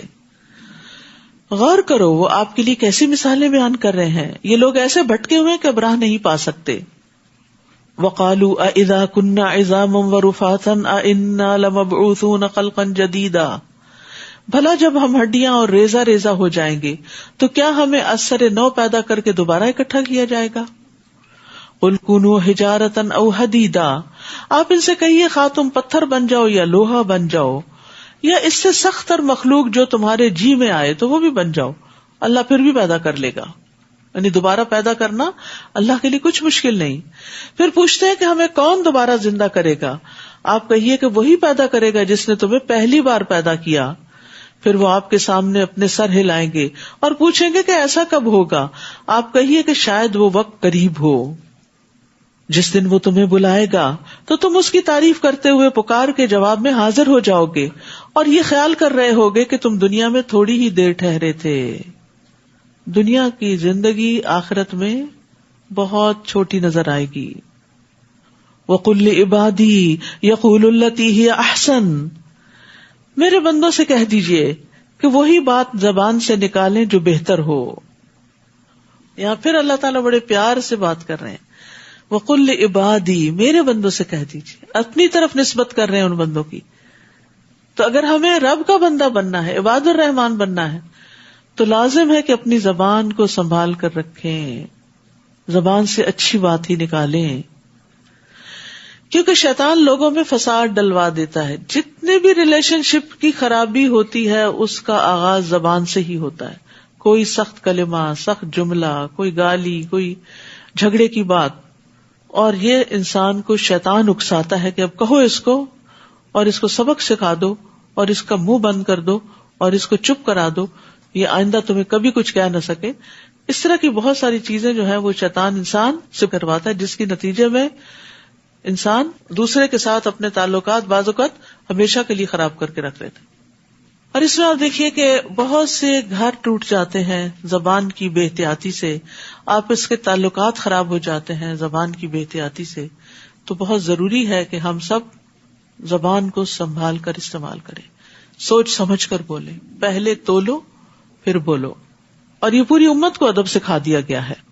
نبی صلی اللہ علیہ وسلم نے فرمایا، بے شک سلام عام کرنا اور اچھا کلام کرنا ایسے اعمال ہیں جو بخشش کو واجب کر دیتے ہیں. رسول اللہ صلی اللہ علیہ وسلم سے پوچھا گیا کون سی چیز جنت کو واجب کرتی ہے؟ فرمایا تم عمدہ کلام اور کھانا کھلانے کو لازم پکڑ لو، یہ دو چیزیں انسان کو جنت میں لے جاتی ہیں. تمہارا رب تمہارے حال سے خوب واقف ہے، وہ چاہے تو تم پر رحم کرے اور چاہے تو عذاب دے. اور اے نبی، ہم نے آپ کو ان کا وکیل بنا کر نہیں بھیجا. جو مخلوق آسمانوں میں اور زمین میں ہے آپ کا رب انہیں خوب جانتا ہے. اور ہم نے بعض نبیوں کو دوسروں پر فضیلت دی اور داؤد کو ہم نے زبور عطا کی. آپ ان سے کہیے ان کو پکارو جنہیں تم اللہ کے سوا معبود سمجھتے ہو، وہ تم سے تکلیف کو نہ ہٹا سکتے ہیں نہ بدل سکتے ہیں. جنہیں یہ لوگ پکارتے ہیں وہ تو خود اپنے رب کی طرف وسیلہ تلاش کرتے ہیں کہ کوئی اس سے قریب تر ہو جائے. وہ اس کی رحمت کے امیدوار رہتے ہیں, وہ اس کے عذاب سے ڈرتے ہیں. بلا شبہ آپ کے رب کا عذاب ڈرنے کی چیز ہے. اہل عرب میں سے کچھ لوگ ایسے تھے کہ جو جنوں کی عبادت کرتے تھے, تو جن جو تھے ان میں سے کچھ مسلمان ہو گئے اور وہ اللہ کا قرب چاہنے لگے اور اللہ کی رحمت کی امید رکھتے تھے اور اللہ کے عذاب سے ڈرتے تھے, کیونکہ رب کا عذاب ہے ہی ایسی چیز جس سے ڈرا جائے. تو ان لوگوں کی طرف کہا جا رہا ہے کہ جو لوگ ایسے جنوں کو پوچھتے تھے اور ان کو وسیلہ بناتے تھے کہ یہ آگے ہمارے مسائل حل کروائیں گے اور ہماری بخشش کروائیں گے, وہ تو اب خود بھی رب کی رحمت کے امیدوار ہیں اور عذاب سے ڈرتے ہیں. یعنی تم جس بھی مخلوق کو پکارو گے ان another sense, تو اس مخلوق کو تو خود رب کی رحمت کی ضرورت ہے, چاہے کوئی بزرگ ہو, چاہے کوئی زندہ ہو, چاہے کوئی فوت شدہ ہو, چاہے فرشتے ہوں, چاہے انبیاء ہوں. سب کے سب کس چیز کے متلاشی ہیں, کس چیز کے طلبگار ہیں کہ اللہ کی رحمت ہو جائے ان پر اور اللہ کے عذاب سے بچ جائیں اور اللہ کی طرف جانے کا راستہ ان کو مل جائے. وَإِن مِّن قَرْيَةٍ إِلَّا نَحْنُ مُهْلِكُوهَا, کوئی بستی ایسی نہیں جسے ہم قیامت سے پہلے ہلاک نہ کر دیں یا سخت عذاب نہ دیں. یہ بات کتاب میں لکھی جا چکی ہے. یعنی جب جب بھی بستیوں والے غلط کام کریں گے, اللہ کے غضب کو دعوت دیں گے, تو اللہ تعالیٰ ان کو تباہ کر دیں گے قبل یوم القیامہ, اور قیامت کے دن تو سب کو ہی تباہ کر دیا جائے گا. جو بات ہمیں معجزے بھیجنے سے روکتی ہے, اب ان کے ایک اور سوال کا جواب ہے, وہ یہ ہے کہ پہلے لوگ انہیں جھٹلاتے رہے. ہم نے قوم سمود کو ایک اونٹنی واضح معجزے کے طور پر دی تو انہوں نے اس پر ظلم کیا, اور معجزے تو ہم صرف ڈرانے کے لیے ہی بھیجتے ہیں. اور جب ہم نے آپ سے کہا تھا کہ آپ کا رب لوگوں کو گھیرے ہوئے ہے, اور جو نمائش یعنی واقعہ معراج ہم نے آپ کو دکھائی, اور وہ درخت جس پر قرآن میں لعنت کی گئی ہے, زقوم کا درخت, انہیں ان لوگوں کے لیے بس ایک آزمائش بنا رکھا ہے. ہم انہیں ڈراتے رہتے ہیں مگر تنبیہ ان کی سرکشی میں اضافہ ہی کرتی چلی جاتی ہے. اور یاد کرو جب ہم نے فرشتوں سے کہا کہ آدم کو سجدہ کرو, تو ابلیس کے سوا سب فرشتوں نے اسے سجدہ کیا. کہنے لگا کیا میں اسے سجدہ کروں جسے تو نے مٹی سے پیدا کیا ہے؟ پھر کہنے لگا بھلا دیکھو یہ شخص جسے تو نے مجھ پر بزرگی دی ہے, اگر تو مجھے قیامت کے دن تک مہلت دے دے تو میں چند لوگوں کے سوا ان کی تمام تر اولاد کی بے خونی کر دوں گا. لَأَحْتَنِكَنَّ ذُرِّيَّتَهُ, احتنکن کا مطلب ہوتا ہے میں ان پہ قبضہ جما لوں گا, یعنی تمہاری اولاد تمہاری نہیں رہے گی, میں اسے اپنا بنا لوں گا. اور یہ ہم میں سے بہت سے لوگ دیکھ رہے ہیں, بچے ہمارے پیدا ہم نے کیے, سکھایا پڑھایا ہم نے, خرچ ہم نے ان پہ کیا, تعلیم ہم نے ان کو دی, لیکن جب بڑے ہوئے تو کوئی بات سننے کو تیار نہیں. کیا ہوا؟ کون ان کو اچک کے لے گیا؟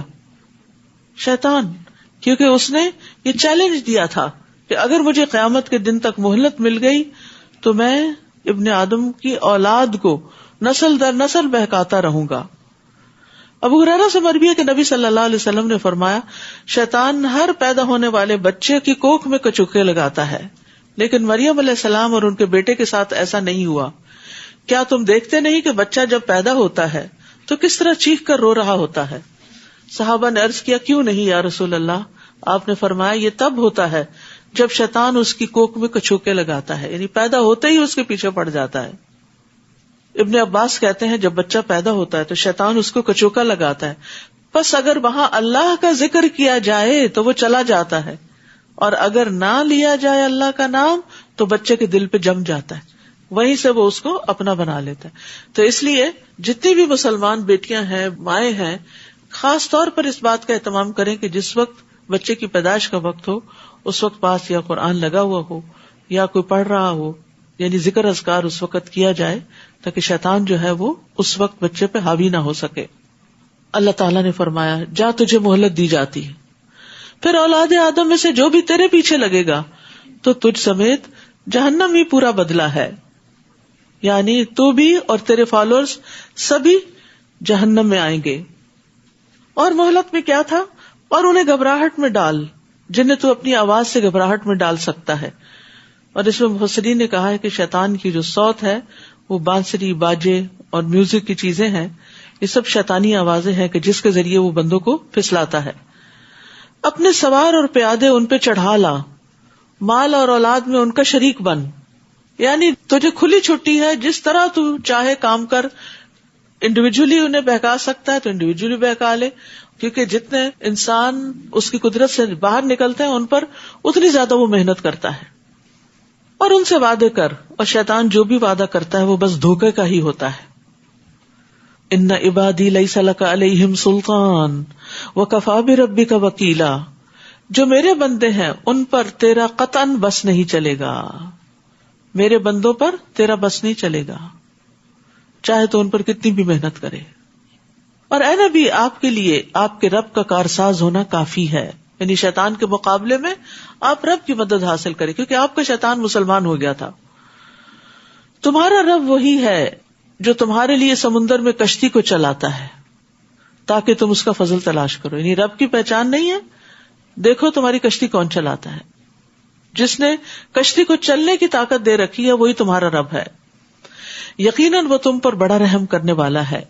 اور جب سمندر میں تمہیں کوئی مصیبت آتی ہے تو اللہ کے سوا جس کو تم پکارا کرتے ہو وہ تمہیں بھول جاتے ہیں. پھر جب وہ تمہیں نجات دے کر خشکی کی طرف لے آتا ہے تو تم اس سے منہ پھیر لیتے ہو، اور انسان تو ہے ہی ناشکرا. کیا تم اس بات سے بے خوف ہو گئے کہ وہ تمہیں خشکی پر ہی زمین میں دھسا دے، یا تم پر ایسی آندھی بھیج دے جس میں پتھر ہوں، پھر تمہیں اپنے لیے کوئی کارساز نہ ملے. یاد رکھیے، خطرناک راستوں کو عبور کر لینا، سمندر کا سفر پار کر لینا، جنگل سلامتی سے عبور کر لینا، یہ ایک عظیم نعمت ہے جس کو عام طور پر انسان بھول جاتا ہے. اور اسی طرح اللہ سبحانہ وتعالیٰ جس طرح سمندر کی لہروں سے انسان کو بچا کر اس کے جہازوں کو پار لگاتا ہے، یا اڑتے جہازوں کو جس طرح وہ صحیح سلامت اپنی منزل تک پہنچاتا ہے، تو ان تمام مواقع پر انسان کو اللہ کا شکر ادا کرنا چاہیے.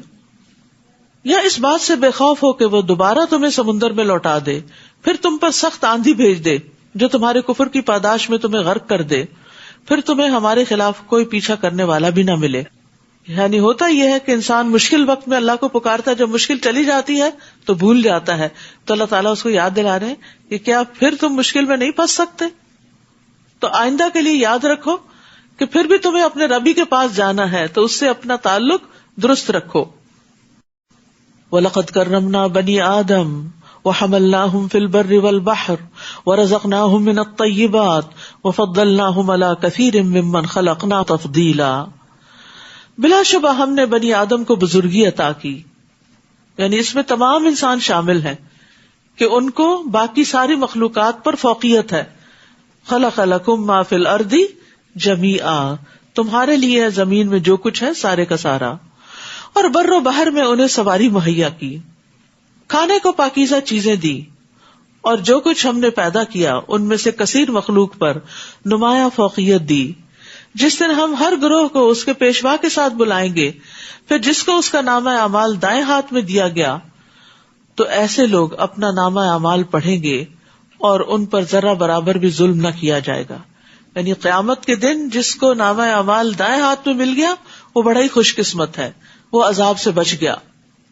اور یہاں فتیل کا لفظ ہے جو کھجور کی گٹلی کے پھٹے ہوئے حصے میں ایک چھوٹی سی چیز ہوتی ہے، دھاگے کسی. یعنی اتنا کم درجے کا بھی ظلم نہیں ہوگا. انسان کو ذرے برابر بھی نیکی دکھا دی جائے گی اور اس کا اجر بھی ملے گا. آج ہم چھوٹی چھوٹی نیکیوں کو چھوٹا سمجھ کے چھوڑ دیتے ہیں، جبکہ کل ان سب کا بھی وزن ہوگا. اور بعض اوقات ہم چھوٹی نیکی دکھاوے کے لیے نہیں کرتے کیونکہ اس پر ہمیں کوئی تعریف نہیں ملنی ہوتی، تو ہم اس کی پرواہ بھی نہیں کرتے. اور کچھ پتہ نہیں کہ کل چھوٹی نیکی ہی فائدہ دے جائے، وہی کام آ جائے. وَمَنْ كَانَ فِي هَذِهِ أَعْمَى فَهُوَ فِي الْآخِرَةِ أَعْمَى وَأَضَلُّ سَبِيلًا. اور جو اس دنیا میں اندھا بنا رہا وہ آخرت میں بھی اندھا ہی رہے گا. یہ نہیں کہ فزیکلی اس کی آنکھیں نہیں تھی، بلکہ حق سے اندھا بنا رہا، ہدایت سے اندھا بنا رہا، تو قیامت کے دن بھی اس کو کچھ سجھائی نہیں دے گا، بلکہ راہ پانے کے لحاظ سے اندھے سے بھی زیادہ بھٹکا ہوا. ہم نے آپ کی طرف جو وحی کی ہے، قریب تھا کہ یہ کافر آپ کو اس سے بہکا دیتے تاکہ آپ نازل شدہ وحی کے علاوہ کچھ ہم پر افترا کریں، کچھ اور گڑھ لیں، اور اس صورت میں وہ تمہیں اپنا دوست بھی بنا لیتے.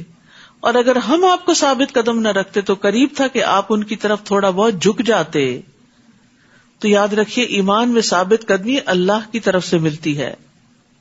ابن قیم کہتے ہیں بندہ پلک جھپکنے کی دیر میں بھی اللہ سے بے نیاز نہیں ہو سکتا، کیونکہ وہی تو اسے ثابت قدم رکھتا ہے. یعنی اگر اللہ ثابت قدم نہ رکھے تو زمین و آسمان بھی اپنی جگہ پر قائم نہ رہے اور انسان کا ایمان بھی قائم نہ رہے. اسی لیے ربنا لا تزغ قلوبنا بعد اذ ہدیتنا کی دعا کی جاتی ہے. اور یہ دعا بھی بڑی زبردست ہے.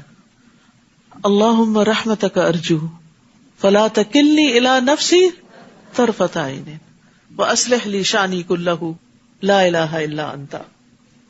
کہ اللہ ایک لمحے کے لیے بھی مجھے میرے نفس کے حوالے نہ کرنا، ایک لمحے کے لیے بھی، کیونکہ وہی لمحہ ہو سکتا ہے کہ شیطان اچک کے لے جائے. اس صورت میں ہم آپ کو زندگی میں بھی دگنی سزا دیتے اور مرنے کے بعد بھی، پھر ہمارے مقابلے میں آپ کوئی بھی مددگار نہ پاتے. قریب تھا کہ یہ لوگ آپ کو اس سرزمین مکہ سے دل برداشتہ کریں تاکہ آپ کو یہاں سے نکال دیں، اور ایسی صورت میں آپ کے بعد یہ لوگ بھی یہاں زیادہ دیر نہ ٹھہر سکیں گے. تو یاد رکھیے دوسروں کو در بدر کرنے والا خود بھی کہیں زیادہ دیر نہیں ٹکا کرتا. دوسروں کا برا چاہنے والا دراصل اپنا برا چاہ رہا ہوتا ہے.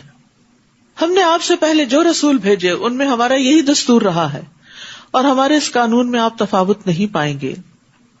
اقم الصلاة لدلوک الشمس الى غسق اللیل وقرآن الفجر ان قرآن الفجر کان مشہودا. آپ زوال آفتاب سے لے کر رات کے اندھیرے تک نماز قائم کیجیے اور فجر کے وقت قرآن پڑھنے کا التزام کیجیے، کیونکہ فجر کے وقت قرآن پڑھنا مشہود ہوتا ہے. مشہود ہونے کا مطلب کیا ہے کہ اس وقت فرشتے حاضر ہوتے ہیں. یہاں قرآن الفجر سے مراد فجر کی نماز ہے جس میں طویل قرات کی جاتی. یہ تو آپ کو معلوم ہوگا کہ سارے دن کی نمازوں کے مقابلے میں فجر کی اگرچہ رکعتیں 2 ہیں لیکن ان میں تلاوت لمبی کرنی چاہیے. امام تو کرتے ہی ہیں لیکن آپ سب بھی اپنے دن میں جتنی صورتیں نماز میں پڑھتے ہیں ان کے مقابلے میں فجر کی نماز میں زیادہ لمبی صورت پڑھیں. لیکن بہت سے لوگ جن کو پھر نیند آتی ہے تو وہ چھوٹی سی صورت پڑھ کے بس سونے کی کرتے ہیں کہ پھر اٹھ کے کام پہ جانا ہے. لیکن جب ویکینڈ ہو کم از کم اس وقت اہتمام کرے. جمعے کے دن تو آپ صلی اللہ علیہ وسلم پہلی رکعت میں الف لام میم السجدہ اور دوسری رکعت میں سورۃ الدہر پڑھا کرتے تھے. ہم نے آپ سے پہلے جو رسول بھی بھیجے ہیں ان میں ہمارا یہی دستور رہا ہے اور ہمارے اس قانون میں آپ تفاوت نہیں پائیں گے. تو یاد رکھیے کہ فجر کے وقت فرشتوں کی حاضری ہوتی ہے. نبی صلی اللہ علیہ وسلم نے فرمایا رات کے فرشتے اور دن کے فرشتے فجر کی نماز میں جمع ہوتے ہیں. اور ابو ہریرہ نے کہا اگر تم چاہو تو یہ آیت پڑھ لو، یعنی اسی آیت کو پڑھ کے بتایا. اس کے علاوہ بھی قرآن کی تلاوت کرنے کا بہترین وقت جو ہے وہ دن کا آغاز ہے، یعنی فجر کے بعد ہے. اس وقت پڑھنے کی ہیبٹ بنانی چاہیے، چاہے تھوڑا سا ہی انسان کیوں نہ پڑھے، یا پھر اگر نماز میں لمبا پڑھ چکا ہے تو بھی انشاءاللہ وہ اس کے قائم مقام ہو جائے گا. اور رات کو آپ تہجد کی نماز ادا کیجیے. یہ آپ کے لیے زائد نماز ہے، یعنی نبی صلی اللہ علیہ وسلم کے لیے فرض تھی، امت کے لیے نفل ہے. این ممکن ہے آپ کا رب آپ کو مقام محمود پر فائز کرے. تو مقام محمود کیا ہے؟ نبی صلی اللہ علیہ وسلم نے فرمایا لوگوں کو قیامت کے دن اٹھایا جائے گا، میں اور میری امت ایک ٹیلے پر ہوں گے اور میرا رب مجھے سبز رنگ کی پوشاک پہنائے گا، پھر مجھے اجازت دی جائے گی اور میں وہ کہوں گا جو اللہ چاہے گا. بس یہی مقام محمود ہے، یعنی اس وقت ساری مخلوق کی زبان سے آپ کی تعریف جاری ہو جائے گی. تو جو شخص اذان سن کے یہ دعا پڑھتا ہے اللہم رب ھذہ الدعوۃ التامہ والی، تو قیامت کے دن اس کو نبی صلی اللہ علیہ وسلم کی شفاعت ملے گی. اور یہاں ایک اور بات بھی ہے کہ تہجد جو ہے وہ رات کے نوافل کو کہتے ہیں. اس کے لیے جو ایک عام نام ہے، جنیرک ہے، وہ ہے قیام اللیل. رات کے شروع میں پڑھیں، تھوڑی دیر ٹھہر کے پڑھیں، سحری کے وقت پڑھیں، سبھی کو قیام اللیل کہا جاتا ہے. ٹھیک ہے، اور سب کو ہی اجر ہے. لیکن نبی صلی اللہ علیہ وسلم کا طریقہ رات کے آخری حصے میں نماز پڑھنے کا تھا، یعنی پچھلی رات، جس کو سحر کا وقت کہتے ہیں. اور تہجد کیوں کہتے ہیں؟ تہجد کہتے ہیں نیند توڑ کے اٹھنا. جو نماز نیند توڑ کے اٹھ کے پڑھی جاتی ہے وہ خاص طور پر تہجد اس نماز کے لیے ہے، لیکن رات کی ساری نمازوں میں سے کسی وقت کی نماز بھی جو ہے اس کو تہجد کہا جا سکتا ہے. یعنی آپ عشاء کے ساتھ بھی تہجد پڑھ کے سو سکتے ہیں، چاہے آپ ابھی سوئے نہیں. کچھ نوافل ایکسٹرا پڑھ لیں، آپ کے تہجد ہو جائیں گے، کیونکہ کچھ لوگ دوبارہ نہیں اٹھ سکتے. کچھ لوگ سوتے ہیں عشاء کے بعد، پھر درمیان میں اٹھتے ہیں اور پھر پڑھ کے پھر سو جاتے ہیں اور پھر دوبارہ اٹھتے ہیں. تو جو بھی طریقہ جس کو سوٹ کرتا ہو، لیکن فرض نمازوں کے بعد یہ ایک بڑی فضیلت والی نماز ہے، رات کے وقت اٹھ کے نوافل پڑھنا، اور اس میں دعائیں بھی قبول ہوتی ہیں. اب بہت سے لوگ سوال کرتے تراویح فرض ہے، تراویح سنت موقدہ ہے، تراویح کیا ہے؟ بھائی نفل نماز ہے، پڑھو گے تو بہت بڑا اجر ہے.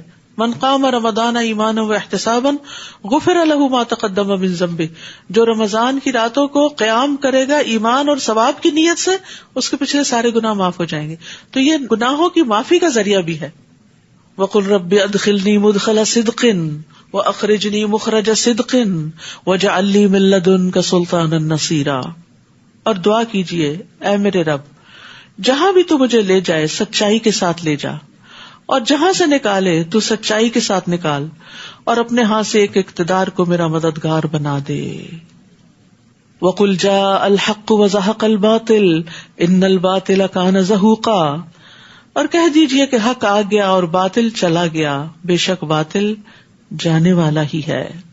وَنُنَزِّلُ مِنَ الْقُرْآنِ مَا هُوَ شِفَاءٌ وَرَحْمَةٌ لِّلْمُؤْمِنِينَ وَلَا يَزِيدُ الظَّالِمِينَ إِلَّا خَسَارًا. اور قرآن میں ہم جو کچھ نازل کرتے ہیں وہ مومنوں کے لیے تو شفا اور رحمت ہے، مگر ظالموں کے خسارے ہی میں اضافہ کرتا ہے. اللہ اکبر. جو ایمان رکھتے ہیں قرآن ان کے حق میں شفا ہے، اور ہر طرح کی بیماریوں سے شفا ہے، اور رحمت کا باعث بھی ہے. یعنی قرآن سے برکتیں اور رحمتیں آتی ہیں ان کی زندگی میں. لیکن جو ظالم ہیں، جو اس پر ایمان نہیں رکھتے یا ایمان رکھ کر پھر اس کے اندر سے نقص نکالتے ہیں، ان کے لیے پھر یہ نقصان میں ہی اضافہ کرتا ہے. ان کو قرآن سے ہدایت نہیں ملتی بلکہ وہ اور زیادہ دور چلے جاتے ہیں ہدایت سے.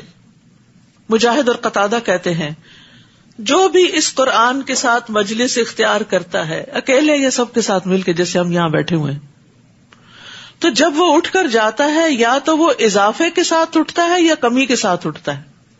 یعنی آ کر کچھ لے کے جاتا ہے یا پھر پہلا بھی گنوا کے جاتا ہے. یہ اللہ کا وہ فیصلہ ہے جو اس نے کیا کہ یہ ایمان والوں کے لیے سراسر شفا اور رحمت ہے، اور وہ ظالموں کو خسارے کے سوا کسی چیز میں زیادہ نہیں کرتا. اور یہ جہاں تک شفا کی بات ہے تو اللہ کی کتاب سے علاج کرنے میں کوئی حرج نہیں. خاص طور پر سورۃ الفاتحہ کو لازم پکڑ لیں جب بیمار ہو، اور عام طور پر بھی اپنے اوپر سورۃ فاتحہ پڑھ کے دم کر سکتے ہیں، بچوں پہ کر سکتے ہیں. حضرت عائشہ سے مروی ہے کہ رسول اللہ صلی اللہ علیہ وسلم ایک مرتبہ ان کے پاس تشریف لائے تو دیکھا ایک عورت عائشہ رضی اللہ تعالیٰ کا علاج کر رہی ہے یا ان کو دم کر رہی ہے.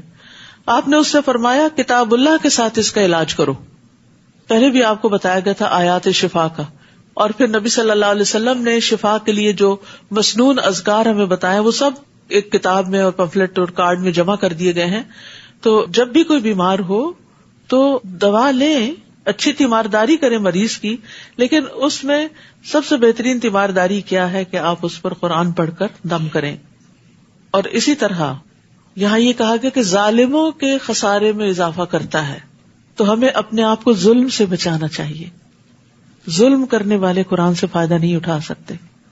ظلم کیا ہے؟ کسی کو اس کے حق سے محروم کر دینا، چاہے ایک ماں جو بچے کو دودھ نہ پلا کے اس کے حق سے محروم کرتی ہے، یا کسی سے کوئی کام لے کر اس کو پوری اجرت نہ دینا جو اس سے طے کی گئی ہو، یا اسی طرح کی اور بھی گھریلو زندگی میں آپ مثالیں دیکھ سکتے ہیں کہ جیسے شوہر کا حق نہ دینا، شوہر کا بیوی کو حق نہ دینا، بچوں کو اگنور کر دینا، ان کی ضروریات پوری نہ کرنا، ان کی صحیح تربیت نہ کرنا، ان کے اندر ایمان نہ پیدا کرنا.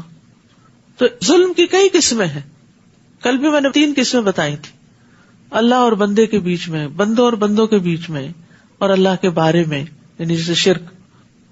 تو جو ظالم ہوتے ہیں، یعنی توبہ نہیں کرتے، دوسروں پر زیادتی کرتے ہیں، قرآن ان کو فائدہ نہیں دیتا. اور جب ہم انسان پر انعام کرتے ہیں تو وہ منہ پھیرتا ہے اور اپنا پہلو موڑ لیتا ہے. نعمتیں جب ملتی ہیں تو بے وفائی کرتا ہے، اور جب اسے کوئی مصیبت پڑتی ہے تو مایوس ہو کے رہ جاتا ہے. لیکن مومن کیا کرتا ہے؟ نعمت ملتی ہے تو شکر کرتا ہے، مصیبت آتی ہے تو صبر کرتا ہے. قل کل یعمل علی شاکلتہ فربکم اعلم بمن هو اہدی سبیلا آپ ان سے کہیے ہر کوئی اپنی طبیعت یا سوچ کے مطابق عمل کرتا ہے، لہذا تمہارا رب ہی خوب جانتا ہے کہ کون زیادہ سیدھی راہ چل رہا ہے۔ وَيَسْأَلُونَكَ عَنِ الرُّوحِ، لوگ آپ سے روح کے بارے میں پوچھتے ہیں کہ یہ ہمارے اندر کہاں سے آ گئی۔ آپ ان سے کہیے روح میرے رب کا حکم ہے اور تمہیں علم میں سے بہت تھوڑا دیا گیا، تم یہ ساری باتیں سمجھ ہی نہیں سکتے۔ اب دیکھیے کہ سرٹن چیزوں کو سمجھنے کے لیے ایک سرٹن لیول کا علم ہونا ضروری ہے۔ مثال کے طور پر کسی مریض کے مرض کو پہچاننے کے لیے ڈاکٹر بننا ضروری ہے۔ ایک سرٹن لیول کا آپ کے پاس علم نہ ہو تو آپ اس بیماری کو نہیں سمجھ سکتے، صحیح طور پر ڈائگنوز نہیں کر سکتے، صحیح تشخیص نہیں کر سکتے۔ تو اسی طرح روح کے مسئلے کو سمجھنے کے لیے آپ کے پاس ایک سرٹن لیول کا علم ہونا چاہیے۔ وہ ہے ہی نہیں، وہ دنیا میں نہیں ہے، تو کہاں سے حاصل کرو گے اور کہاں سے روح کو سمجھو گے؟ تو اس لیے فی الحال دنیا میں یہ بس اتنا ہی جان لو کہ یہ رب کے امر سے آتی ہے تمہارے اندر، اور جب رب کا امر آتا ہے تو چلی بھی جاتی ہے۔ نہ ہم اس کے آنے پہ کوئی کنٹرول رکھتے کہ ہم نے نہیں آنے دینا، اور نہ اس کے جانے پر۔ یہ آزاد پنچھی ہے، اللہ کے حکم سے ہی ہے۔ آتی ہے تو زندگی لاتی ہے اور جاتی ہے تو زندگی بجھ جاتی ہے۔ اور جو کچھ ہم نے آپ کی طرف وحی کی، اگر ہم چاہیں تو اسے لے جائیں، پھر ہمارے مقابلے میں آپ کو کوئی ایسا مددگار نہ ملے جو اسے واپس لا سکے، الا یہ کہ آپ کا رب ہی مہربانی فرما دے، کیونکہ آپ پر اس کا بہت بڑا فضل ہے۔ آپ ان سے کہیے کہ اگر تمام انسان اور جن سب مل کر قرآن جیسی کوئی چیز بنا لائیں تو نہ لا سکیں گے، خواہ وہ سب ایک دوسرے کے مددگار ہی کیوں نہ ہو۔ میں نے جیسے پہلے عرض کیا تھا نا کہ سورۃ بنی اسرائیل جو ہے اس میں قرآن کا ذکر بہت آتا ہے۔ نبی صلی اللہ علیہ وسلم رات کو اسے سونے سے پہلے پڑھا کرتے تھے، اور آپ فرماتے تھے کہ یہ میرے قدیم مال میں سے، یعنی ابتدائی دور کی صورتوں میں سے ہے۔ تو ابتدائی دور کی صورتوں میں عموماً توحید کے دلائل دیے جاتے ہیں، قرآن کی اوتھینٹسٹی کو ثابت کیا جاتا ہے۔ ہم نے اس قرآن میں لوگوں کو ہر طرح کی مثال کو مختلف طریقے سے بیان کیا ہے، مگر اکثر لوگوں نے اسے تسلیم نہ کیا، بس کفر ہی کرتے گئے۔ یعنی اللہ تعالیٰ نے سمجھانے میں کوئی کسر نہیں چھوڑی، لیکن کچھ لوگ جو ظالم ہوتے ہیں ان کو سمجھ نہیں آتی، اور کہنے لگے ہم اس وقت تک آپ پر ایمان نہ لائیں گے جب تک آپ ہمارے لیے زمین سے چشمہ نہ جاری کر دیں، یا آپ کا کھجوروں اور انگوروں کا باغ ہو تو آپ اس میں جا بجا نہریں بہا دیں، یا آپ آسمان کو ٹکڑے ٹکڑے کر کے ہم پر گرا دیں جیسے آپ کا دعویٰ ہے، یا اللہ اور فرشتوں کو سامنے لے آئیں، یا آپ کے لیے سونے کا کوئی گھر ہو، یا آپ آسمان میں چڑھ جائیں اور ہم آپ کے چڑھنے کو بھی نہ مانیں گے، لا حول ولا قوت الا باللہ، حتیٰ کہ آپ ہم پر کتاب نازل کریں جس کو ہم پڑھ لیں۔ آپ ان سے کہیے پاک ہے میرا رب، میں تو محض ایک انسان ہوں پیغام پہنچانے والا۔ بات ہی ختم، جھگڑے ختم۔ بعض اوقات ایسا ہوتا ہے زندگی میں کہ کوئی شخص آپ سے بے پناہ حجتیں کرتا ہے، یہ بھی غلط ہے، یہ کیوں ہے، یہ کیوں ہے، یہ کیوں ہے، تو آپ اس کے جواب میں ایک بات سے اپنی بات ختم کر سکتے۔ ضروری نہیں ہوتا کہ ہر وقت دوسروں کو بہت لمبے چوڑے دلائل سے سمجھایا جائے۔ جیسے بچے ہوتے ہیں نا، بعض اوقات بڑے ناروا مطالبات کرتے ہیں، انہیں سیل فون چاہیے، انہیں گاڑی چاہیے، بس وہ انتظار کرتے رہتے ہیں کب نیا مطالبہ کریں، اور جب آپ کہتے ہیں یہ نہیں ہو سکتا تو پھر وہ ناراض ہوتے ہیں، پھر وہ ایک کے بعد ایک دلیل لاتے ہیں آپ کے پاس، پھر ایموشنلی بلیک میل کرتے ہیں، ان کے سر سے وہ بات نکلتی ہی نہیں، ایک ہی بات ہوتی ہے، بس انہیں وہ چاہیے۔ تو ایسے میں جو چیز تو درست ہے بہت زیادہ بیچاروں کو منتیں ترلے ہی نہ کرنے دیں، جو چیز ضرورت ہے خود ہی لے دیں، لیکن جو ضرورت کی نہیں اور نہیں لے کے دینی، جب ایک دفعہ اگر آپ نے نہ کر دی تو پھر یہ نہیں 2-4 دفعہ ستائیں تو پھر آپ نے اچھا یہ لو، نہیں۔ اب یہ جو اتنے مطالبے اہل مکہ کرتے تھے تو یہ تھوڑی کیا گیا کہ اچھا تم اتنا جو تنگ کر رہے ہو تو یہ لو مطالبے تمہارے پورے ہو گئے، نہیں۔ جو چیز فائدے کی نہیں، جو کام کرنے کا نہیں، اس کو نہیں کرنا۔ اور بچوں کو بھی یہ پتا ہونا چاہیے کہ اس بات پر نہ ہو چکی ہے، اب دوبارہ نہیں بات کرنے کی۔ اصل میں کیوں نہیں مانے گئے مطالبے؟ کیونکہ اگر یہ مان لیا جاتا نا تو تھوڑے دن کے بعد ایک نیا سیٹ آف مطالبات آ جاتا اور پھر اور آ جاتا۔ تو کیا نبی صلی اللہ علیہ وسلم کا کام یہی تھا کہ وہ لوگوں کو کرشمے دکھاتے رہے اور ان کو مسحور کرتے رہے اور ان کو چمبے میں ڈالتے رہے، اچھا یہ ہے وہ ہے، حیران کن چیزیں بتاتے رہے اور ہدایت کا کام نہ کرے، تعلیم نہ دے؟ تو اس لیے جہاں بھی کوئی آپ کو بہت زج کرے اور بہت لمبی چوڑی باتیں کرے، وہاں مختصر بات کرنا سیکھیے۔ کیا کہا؟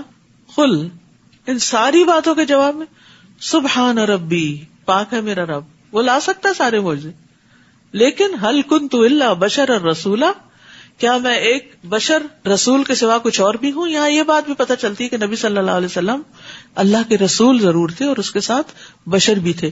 یہ جو ہم نے ایک جھگڑا کھڑا کر رکھا ہے نا کہ آپ نور سے پیدا ہوئے اور آپ انسان نہیں تھے اور آپ کا سایہ نہیں تھا، یہ ریلیونٹ باتیں ہیں. آپ کے آنے کا مقصد سمجھیے. آپ کے آنے کا مقصد لوگوں کو مسحور کرنا نہیں تھا، یا عجیب و غریب باتیں دکھاتے رہنا نہیں تھا، یا اپنی ذات کے بارے میں عجیب و غریب باتیں بتانا مقصود نہیں تھا. آپ اپنے آپ کو منوانے نہیں آئے تھے، آپ تو اللہ کا پیغام سنانے آئے تھے.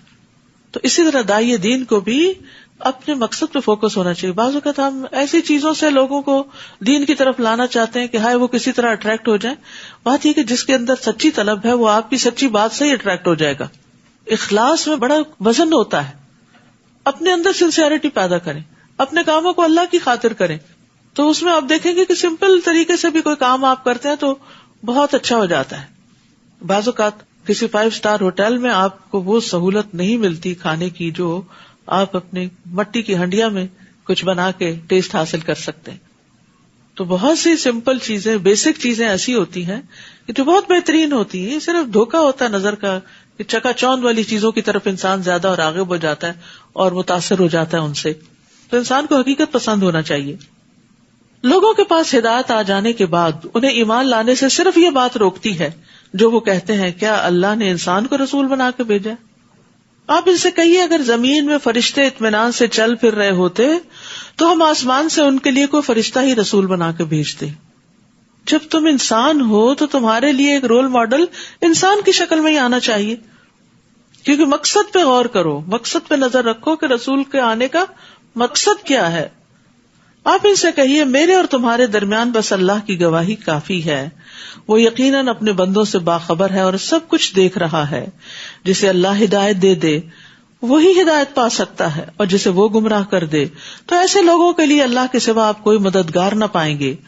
اور قیامت کے دن ہم انہیں اوندھے منہ، اندھے، گونگے اور بہرے بنا کے اٹھائیں گے. ان کا ٹھکانہ جہنم ہے، جب بھی اس کی آگ بجھنے لگے گی ہم اسے ان پر اور بھڑکا دیں گے. استغفر اللہ. حسن کہتے ہیں کہ میدان حشر کی طرف جانے سے لے کر آگ میں داخل ہونے تک وہ اندھے، گونگے اور بہرے ہوں گے. جہنم میں جا کے سب کچھ اب انہیں نظر آ رہا ہوگا. ذالک جزاؤہم بانہم کفروا بآیاتنا. یہ آفت، یہ مصیبت ان پہ کیوں آئے گی؟ یہ ان کا بدلہ ہے کیونکہ انہوں نے ہماری آیات کا انکار کیا اور کہا جب ہم ہڈیاں اور ریزہ ریزہ ہو جائیں گے تو کیا از سر نو پیدا کر کے اٹھائے جائیں گے. یعنی آخرت کو نہیں مانا تھا. کیا انہوں نے دیکھا نہیں کہ وہ اللہ جس نے آسمانوں اور زمین کو پیدا کیا وہ اس بات پر قادر ہے کہ ان جیسے پھر پیدا کر دے. اس نے ان کے لیے ایک مدت مقرر کر رکھی ہے جس میں کوئی شک نہیں، مگر ظالم اسے ماننے والے نہیں، بس کفر ہی کرتے جاتے ہیں. آپ ان سے کہہ دیجئے اگر میرے رب کی رحمت کے خزانوں کے مالک تم ہوتے تو ان کے خرچ ہو جانے کے اندیشے سے سب کچھ اپنے ہی پاس رہنے دیتے. واقعی انسان بہت تنگ دل ہے. وَكَانَ الْإِنسَانُ قَتُورًا.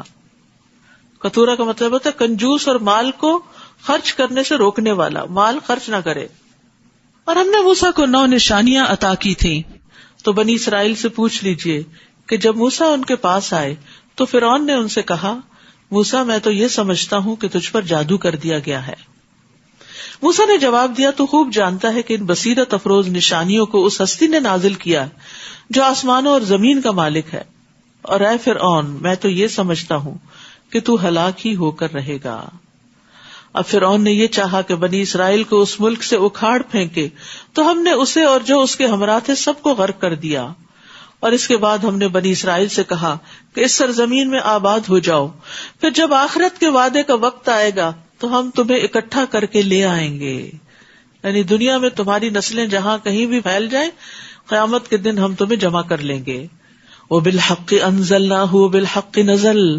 ہم نے اس قرآن کو حق کے ساتھ اتارا ہے اور حق کے ساتھ ہی یہ نازل ہوا ہے. اور ہم نے آپ کو محض بشارت دینے والا اور ڈرانے والا بنا کر بھیجا ہے. اور قرآن کو موقع بموقع الگ الگ کر کے نازل کیا ہے.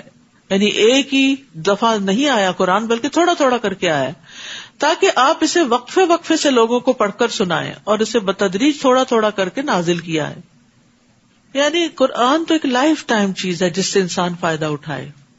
ٹھیک ہے، رمضان میں نبی صلی اللہ علیہ وسلم کا طریقہ یہ تھا کہ پورے قرآن کا دور کرتے تھے، یعنی پوری ریویژن ہو جاتی تھی کیونکہ قرآن نازل ہی اس مہینے میں ہوا ہے. لیکن رمضان گزر جائے تو پھر اتنا نہیں تو تھوڑا تھوڑا تھوڑا تھوڑا انسان اس کے ساتھ اپنا تعلق قائم رکھے تاکہ آب حیات ملتی رہے. آپ ان سے کہیے تم اس پر ایمان لاؤ یا نہ لاؤ. اس سے پہلے جن لوگوں کو علم دیا گیا ہے جب انہیں یہ قرآن پڑھ کر سنایا جاتا ہے، پھر قرآن کی بات ہوئی تو وہ ٹھوڑیوں کے بل سجدے میں گر پڑتے ہیں. یعنی ٹھوڑی کے بل کا مطلب یہ نہیں کہ زمین پہ اپنی ٹھوڑی رکھ دیتے ہیں جیسے پیشانی رکھی جاتی ہے، یعنی ماتھے سے سجدہ کرنے کے بجائے ٹھوڑی پہ کر رہے ہوتے ہیں، نہیں، مطلب یہ ہے کہ وہ جھک جاتے ہیں. تو اب آپ دیکھیے کہ جب آپ جھکتے ہیں تو آپ کی ٹھوڑی کہاں لگتی ہے؟ آپ کے سینے تک آ جاتی ہے. اور پکار اٹھتے ہیں پاک ہے ہمارا رب، یقیناً ہمارے رب کا وعدہ تو پورا ہو کر ہی رہنا ہے. اور وہ ٹھوڑیوں کے بل روتے ہوئے گر پڑتے ہیں اور یہ قرآن ان کے خشوع کو اور بڑھا دیتا ہے. جو بھی علم رکھتا ہے اس پر لازم ہے کہ وہ اس مقام تک پہنچے کہ قرآن سنتے ہوئے اس میں خشوع و خضوع اور عاجزی ہو.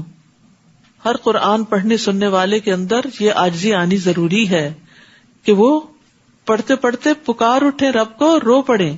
یعنی قرآن ہمارے جذبات کی تسکین بھی کرتا ہے.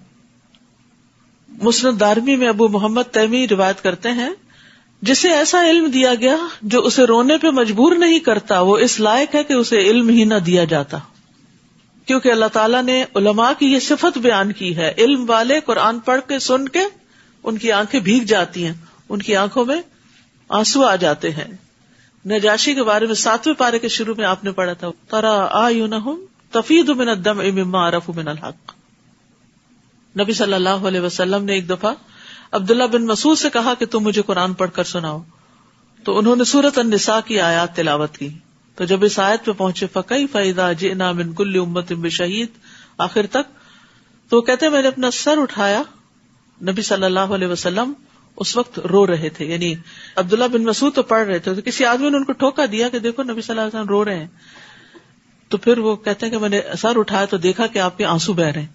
تو خود نبی صلی اللہ علیہ وسلم بھی قرآن پڑھ کر سن کر رویا کرتے تھے. تو ہم سب کو بھی اس کی کوشش کرنی چاہیے. اگر رونا نہیں بھی آتا تو رلانا چاہیے، جہنم کی آیتیں پڑھ کے یا کسی بھی طرح کہیں نہ کہیں، کبھی سنتے ہوئے تراویح میں، کبھی دن کو تلاوت کرتے ہوئے، کبھی قرآن کی مجلس میں، کسی نہ کسی جگہ دل نرم ہونے چاہیے. کہ قرآن سے اگر دل نرم نہیں ہوتے تو یہ صرف کوئی انٹلیکچوئل ایکٹیویٹی نہیں ہے. جس سے پہلے میں نے عرض کیا تھا نا، حضرت عمر جو تھے وہ نماز پڑھاتے ہوئے رویا کرتے تھے اور پچھلی صفوں کے لوگ ان کے آہو بکا سن لیتے تھے. آپ ان سے کہہ دیجئے اللہ کہہ کے پکارو یا رحمان کہہ کر، جو نام بھی تم پکارو گے اس کے سبھی نام اچھے ہیں. اور آپ اپنی نماز نہ زیادہ بلند آواز سے پڑھیے نہ بالکل پست آواز سے، بلکہ ان کے درمیان اوسط درجے کا لہجہ اختیار کیجیے. وَقُلِ الْحَمْدُ لِلَّهِ الَّذِي لَمْ يَتَّخِذْ وَلَدًا، اور کہہ دیجیے ہر طرح کی تعریف اللہ ہی کے لیے ہے جس نے کسی کو بیٹا نہیں بنایا، نہ بادشاہی میں اس کا کوئی شریک ہے اور نہ ہی ناتوانی کی وجہ سے کوئی اس کا مددگار ہے. وَكَبِّرْهُ تَكْبِيرًا، اور اس کی خوب خوب بڑائی بیان کیجیے. سورۃ الکہف. بسم اللہ الرحمن الرحیم. الحمد للہ الذی انزل علی عبده الکتاب ولم یجعل له عوجا قیما لینذر بأسا شدیدا من لدنہ ويبشر المؤمنين الذين يعملون الصالحات أن لهم أجرا حسنا ماكثين فيه أبدا وينذر الذين قالوا اتخذ الله ولدا. سورۃ الکہف نور دینے والی سورت ہے. جو شخص جمعہ کے دن سورۃ الکہف پڑھتا ہے تو وہ 2 جمعوں کے درمیان اس کے لیے نور روشن کر دیتی ہے. رسول اللہ صلی اللہ علیہ وسلم نے فرمایا، جس نے سورۃ الکہف کی تلاوت ایسے کی جیسے وہ نازل ہوئی، یعنی صحیح طریقے سے پڑھا اس کو، تو یہ اس کے لیے قیامت کے دن اس کی اقامت گاہ سے مکہ تک نور کا سبب بنے گی. اور جس نے اس سورت کی آخری 10 آیتیں پڑھی پھر دجال نکل آیا تو اس کو کوئی نقصان نہ دے گا. نبی صلی اللہ علیہ وسلم نے فرمایا جو آدمی سورت الکہف کی ابتدائی 10 آیتیں یاد کر لے گا وہ دجال کے فتنے سے محفوظ رہے گا. شروع کرتی ہوں اللہ کے نام سے جو بے انتہا مہربان نہایت رحم فرمانے والا ہے. سب تعریف اللہ کے لیے ہے جس نے اپنے بندے پر یہ کتاب یعنی قرآن نازل کیا اور اس میں کوئی کجی نہیں رکھی. یہ سیدھا رستہ بتانے والی کتاب ہے تاکہ لوگوں کو اللہ کے سخت عذاب سے ڈرائے اور ایمان والوں کو جو نیک عمل کرتے ہیں یہ بشارت دے کہ ان کے لیے اچھا اجر ہے جس میں وہ ہمیشہ رہا کریں گے. اور ان لوگوں کو ڈرائے جو کہتے ہیں کہ اللہ نے کسی کو بیٹا بنا لیا. اس بات کا نہ انہیں خود کچھ علم ہے نہ ان کے باپ دادا کو تھا. بہت ہی سخت بات ہے جو ان کے منہ سے نکلتی ہے. جو کچھ وہ کہتے ہیں سراسر جھوٹ ہے. آپ شاید ان کے پیچھے اپنے آپ کو ہلاک کر ڈالیں اس غم سے کہ یہ لوگ قرآن پر ایمان کیوں نہیں لاتے. یہ تھا نبی صلی اللہ علیہ وسلم کا غم، اور اتنا غم کہ گویا آپ اپنے آپ کو ہلاک کر ڈالیں گے. ہمارے غم کیا ہیں؟ پھر ہم اپنے آپ کو آپ کی امت میں سے قرار دیتے ہیں. جو کچھ زمین پر موجود ہے اسے ہم نے اس زمین کی زینت بنا دیا ہے تاکہ ہم انہیں آزمائیں کہ ان میں سے کون اچھے عمل کرتا ہے.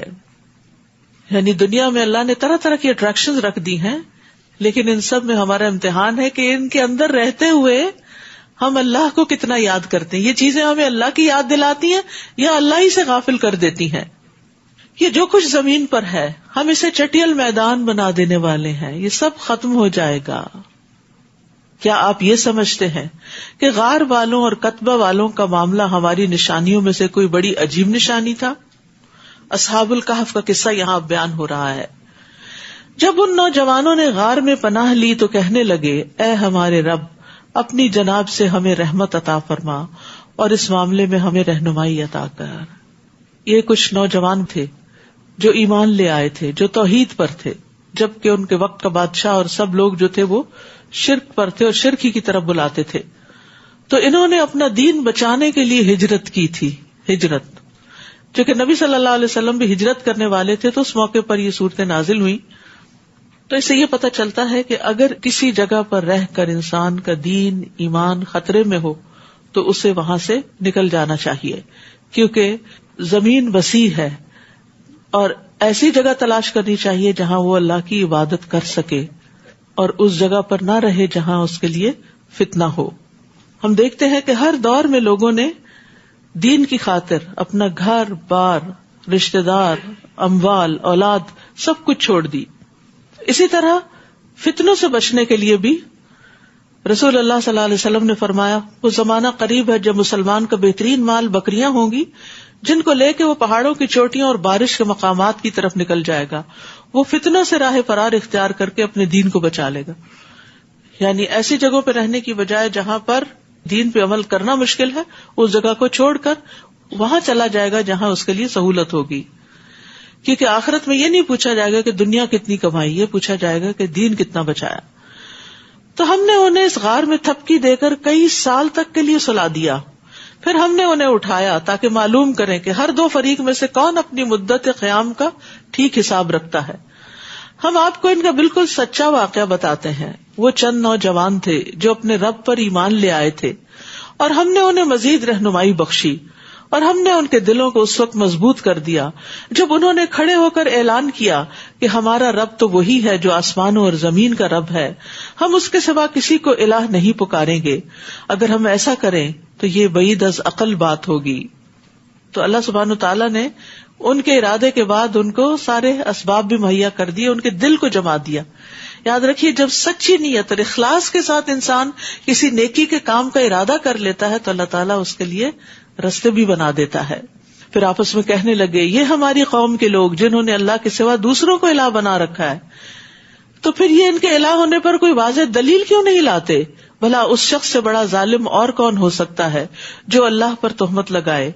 اور اب جب کہ تم لوگوں نے اپنی قوم کے لوگوں سے اور ان کے معبودوں سے جنہیں یہ لوگ پوچھتے ہیں کنارہ ہی کر لیا ہے تو آؤ اس غار میں پناہ لے لو. تمہارا رب تم پر اپنی رحمت وسیع کر دے گا اور تمہارے معاملے میں آسانی پیدا کر دے گا. یعنی ان کے لیے اور تو کہیں جانے کا راستہ نہیں تھا، کوئی اور شہر اور کوئی اور ملک اور کوئی اور آبادی، تو انہوں نے غار میں ہی جا کے پناہ لے لی. آپ دیکھیں گے کہ جب سورج نکلتا ہے تو ان کی غار سے دائیں طرف ہٹ رہتا ہے، اور جب غروب ہوتا ہے تو بائیں طرف کترا کر غروب ہوتا ہے، یعنی ان کے اوپر ڈائریکٹ سن نہیں پڑتا. اور وہ نوجوان اس غار کی وسیع جگہ میں لیٹے ہیں، یعنی کافی اسپیشیس ہے جہاں جا کے وہ سو رہے ہیں. یہ اللہ کی نشانیوں میں سے ایک نشانی ہے. جسے اللہ ہدایت دے وہی ہدایت پا سکتا ہے، اور جسے وہ بھٹکا دے تو آپ اس کے لیے ایسا کوئی مددگار نہ پائیں گے جو اسے راہ راست پر لا سکے.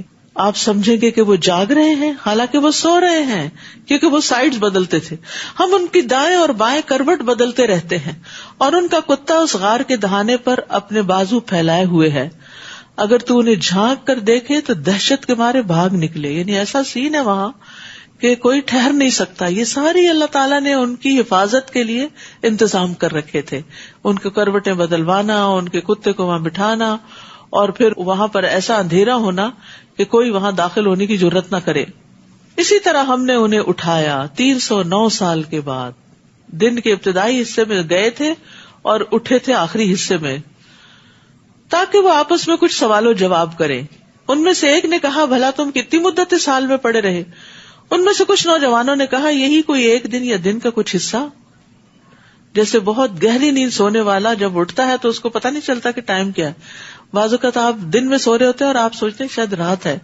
اسی طرح وائس ورسا، یہی کوئی ایک دن یا دن کا کچھ حصہ. اور بعض نے کہا، یہ تو اللہ ہی خوب جانتا ہے کہ تم کتنی مدت اس حال میں پڑے رہے. اب یوں کرو کہ اپنا چاندی کا سکہ دے کر کسی کو شہر بھیجو کہ وہ دیکھے صاف ستھرا کھانا کہاں سے ملتا ہے. یاد رکھیے، توحید جو شرک سے بچ کے انسان کے اندر ایک پاکیزگی لاتا ہے، تو یہ پاکیزگی اس کے سارے مزاج کا حصہ ہو جاتی. کپڑے میں، جسم کے معاملے میں، کھانے پینے میں، ازدواجی تعلقات میں، ہر چیز میں انسان پھر پاکیزگی کی تلاش میں رہتا ہے. گندی چیزوں سے اس کی روح بیزار ہوتی ہے. وہاں سے وہ آپ کے لیے کھانے کو کچھ لائے، اور اسے نرم رویہ اختیار کرنا چاہیے. یہاں نصف قرآن ہو گیا الحمدللہ. وہاں اسے نرم رویہ اختیار کرنا چاہیے، یعنی احتیاط کے ساتھ معاملہ کرے. ایسا نہ ہو کہ کسی کو آپ لوگوں کو پتہ چل جائے. انہیں نہیں پتا تھا کہ اتنی مدت گزر چکی ہے، کیونکہ اگر ان لوگوں کا تم پہ بس چل گیا تو تمہیں سنگسار کر دیں گے یا پھر اپنے دین میں لوٹا لے جائیں گے. اس صورت میں تم کبھی فلاح نہ پا سکو گے. اس طرح ہم نے لوگوں کو ان نوجوانوں پر مطلع کر دیا تاکہ وہ جان لے کہ اللہ کا وعدہ سچا ہے اور قیامت بپا ہونے میں کوئی شک نہیں. جبکہ وہ آپس میں ان نوجوانوں کے معاملے میں جھگڑا کر رہے تھے، آخر ان میں سے کچھ لوگ کہنے لگے، یہاں ان پر ایک عمارت بنا دو. یعنی بالآخر لوگوں کو پتا چل گیا کہ یہ وہی بچے تھے جو گم گئے تھے اور پھر اب نکل آئے، کیونکہ ان کے پاس اس زمانے کے کوائنز تھے، پیسے تھے، کرنسی تھی، اور اسی طرح کی کچھ اور چیزیں بھی. تو پھر وہ ان کے نزدیک بہت پایس ہو گئے اور کہنے لگے کہ وہ فوت ہو گئے تھے، اب ان کی قبروں پہ مسجدیں بنا دو. ان کا معاملہ ان کا رب ہی خوب جانتا ہے. مگر جو لوگ اس جھگڑے میں غالب رہے انہوں نے کہا، ہم تو ان پہ مسجد بنائیں گے. تو یاد رکھیے کہ مسجد جو ہے وہ قبروں پہ نہیں بنانی چاہیے، کیونکہ مسجد اللہ کی عبادت کے لیے ہوتی. اور قبر کے پاس مسجد بنانے کا مطلب یہ ہے کہ قبر والوں کے لیے بھی کوئی دل میں ایسے جذبات ہیں کہ ان کو اللہ تعالیٰ کے اختیارات میں کہیں شریک کیا جائے.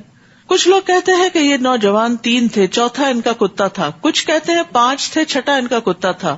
یہ سب بے تکی ہانکتے ہیں. اور کچھ کہتے ہیں وہ 7 تھے اور 8واں ان کا کتا تھا. آپ ان سے کہیے، میرا رب ہی ان کی تعداد کو ٹھیک ٹھیک جانتا ہے، جسے چند لوگوں کے سوا دوسرے نہیں جانتے. اور عام طور پر مشہور ہے کہ 7 تھے، 7 سلیپرز. لہٰذا آپ سرسری سی بات کے علاوہ ان سے بحث میں نہ پڑیے. پھر وہی بات آ گئی نا کہ لوگ جب بہت زیادہ آرگیومنٹس کر رہے ہوں تو اس کو لمبا نہ کریں، اسے طول نہ دیں، بلکہ مختصر بات کریں. اور ان کے بارے میں کسی سے کچھ پوچھیے نہیں، نیز کسی چیز کے متعلق یہ بھی نہ کہیے کہ میں کل یہ ضرور کر دوں گا. کیونکہ جب نبی صلی اللہ علیہ وسلم سے ان کے بارے میں سوال کیا گیا تو آپ نے کہا میں کل بتا دوں گا. تو 15 دن تک وہی نہیں آئی. تو اس پر آپ کو کہا گیا کہ آپ کسی بھی کام کے بارے میں انشاءاللہ کے بغیر وعدہ نہ کریں. الا ان یشاء اللہ، الا یہ کہ اللہ چاہے. اور اگر آپ بھول کر ایسی بات کہہ دیں تو فوراً اپنے رب کو یاد کیجیے اور کہیے کہ امید ہے کہ میرا رب اس معاملے میں صحیح طرز عمل کی طرف میری رہنمائی کرے گا. وہ نوجوان اپنے غار میں 300 سال ٹھہرے رہے اور کچھ لوگوں نے 9 سال زیادہ شمار کیے. آپ ان سے کہیے اللہ ہی بہتر جانتا ہے جتنی مدت وہ ٹھہرے رہے، اسی کو آسمانوں اور زمین کی پوشیدہ باتیں معلوم ہیں. وہ کیا ہی خوب دیکھنے والا اور سننے والا ہے. ان چیزوں کا اللہ کے سوا کوئی کارساز اور منتظم نہیں، اور وہ اپنی حکومت میں کسی کو شریک نہیں کرتا. یہ بھی توحید کا حصہ ہے کہ ہر چیز پر اختیار صرف اللہ کا ہے. اے نبی، جو کچھ آپ کی طرف وحی کیا گیا ہے آپ اپنے رب کی کتاب میں سے انہیں وہ پڑھ کر سنا دیجئے. کوئی اس کے ارشادات کو بدل دینے کا مجاز نہیں. اگر کوئی ایسا کرے تو آپ اللہ کے سوا اس کے لیے کوئی جائے پناہ نہ پائیں گے. اور اپنے آپ کو ان لوگوں کے ساتھ مطمئن رکھیے جو صبح و شام اپنے رب کو پکارتے ہیں. نبی صلی اللہ علیہ وسلم کو تلقین کی جا رہی ہے کہ آپ غریب لوگوں کا ساتھ نہ چھوڑیے. کیسی صحبت ہونی چاہیے؟ ان لوگوں کی جو اللہ سے غافل نہ ہو، اللہ کو یاد کرتے رہیں اور وہ اس کی رضا چاہتے ہیں. آپ کی آنکھیں ان سے ہٹنے نہ پائیں، یعنی یہ آپ کی آنکھوں کے تارے ہونے چاہیے کہ دنیاوی زندگی کی زینت چاہنے لگے. یعنی یہ قربانیاں کر کے جو اپنا گھر بار چھوڑ کے یہاں بیٹھے ہیں اصحاب الصفہ، غریب مسلمان، آپ ان سے اپنی نگاہ نہیں پھیریں گے. نہ ہی آپ ایسے شخص کی باتیں مانیے جس کا دل ہم نے اپنے ذکر سے غافل کر دیا ہے. غافل شخص کی بات نہیں ماننی چاہیے. وہ اپنی خواہش پر چلتا ہے اور اس کا معاملہ حد سے بڑا ہوا ہے.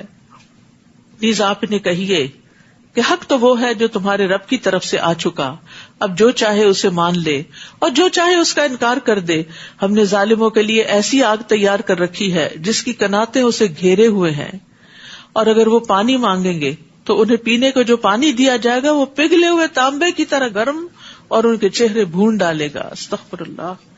کبھی مائکرو ویو سے اچانک چائے نکال کے درجہ حرارت پتہ نہیں چلتا نا، کب ٹھنڈا ہی ہوتا ہے، انسان منہ میں ڈال بیٹھتا ہے تو کتنی تکلیف ہوتی ہے. کتنا برا ہے یہ مشروب اور کیسی بری ہے آرام گاہ. جو لوگ ایمان لائے اور نیک عمل کرتے رہے تو یقیناً ہم اس کا اجر ضائع نہیں کرتے جو اچھے کام کرتا ہو. یہی لوگ ہیں جن کے لیے ہمیشہ رہنے والے باغات ہیں جن کے نیچے نہریں بہ رہی ہیں. وہاں وہ سونے کے کنگنوں سے آراستہ کیے جائیں گے اور باریک ریشم اور اطلس کے سبز کپڑے پہنیں گے. وہاں وہ اونچی مسندوں پر تکیا لگا کے بیٹھیں گے. یہ کیسا اچھا بدلہ ہے اور کیسی اچھی آرام گاہ ہے. آپ ان سے ان 2 آدمیوں کی مثال بیان کیجئے جن میں سے ایک کو ہم نے انگور کے 2 باغ عطا کیے تھے اور ان کے گرد کھجور کے درختوں کی باڑ لگائی تھی، اور ان دونوں کے درمیان قابل کاش زمین بنائی تھی. یہاں ایک اور قصہ بتایا جا رہا ہے. یہ دونوں باغ اپنا پورا پھل لائے اور برابر ہونے میں کوئی کسر نہ چھوڑی، اور ان کے بیچوں بیچ ہم نے نہر جاری کر دی تھی.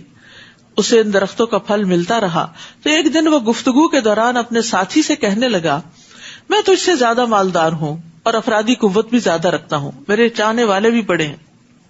یہی کہتے کہتے وہ اپنے باغ میں داخل ہوا، اس حال میں کہ وہ اپنے اوپر ظلم کر رہا تھا، اور کہنے لگا، میں تو نہیں سمجھتا کہ یہ باغ کبھی اجڑ بھی سکتا ہے، اور نہ ہی میں یہ گمان کرتا ہوں کہ قیامت قائم ہوگی، اور اگر مجھے اپنے رب کے ہاں پلٹا کر لے جایا بھی گیا تو میں یقیناً اس سے بہتر جگہ پاؤں گا.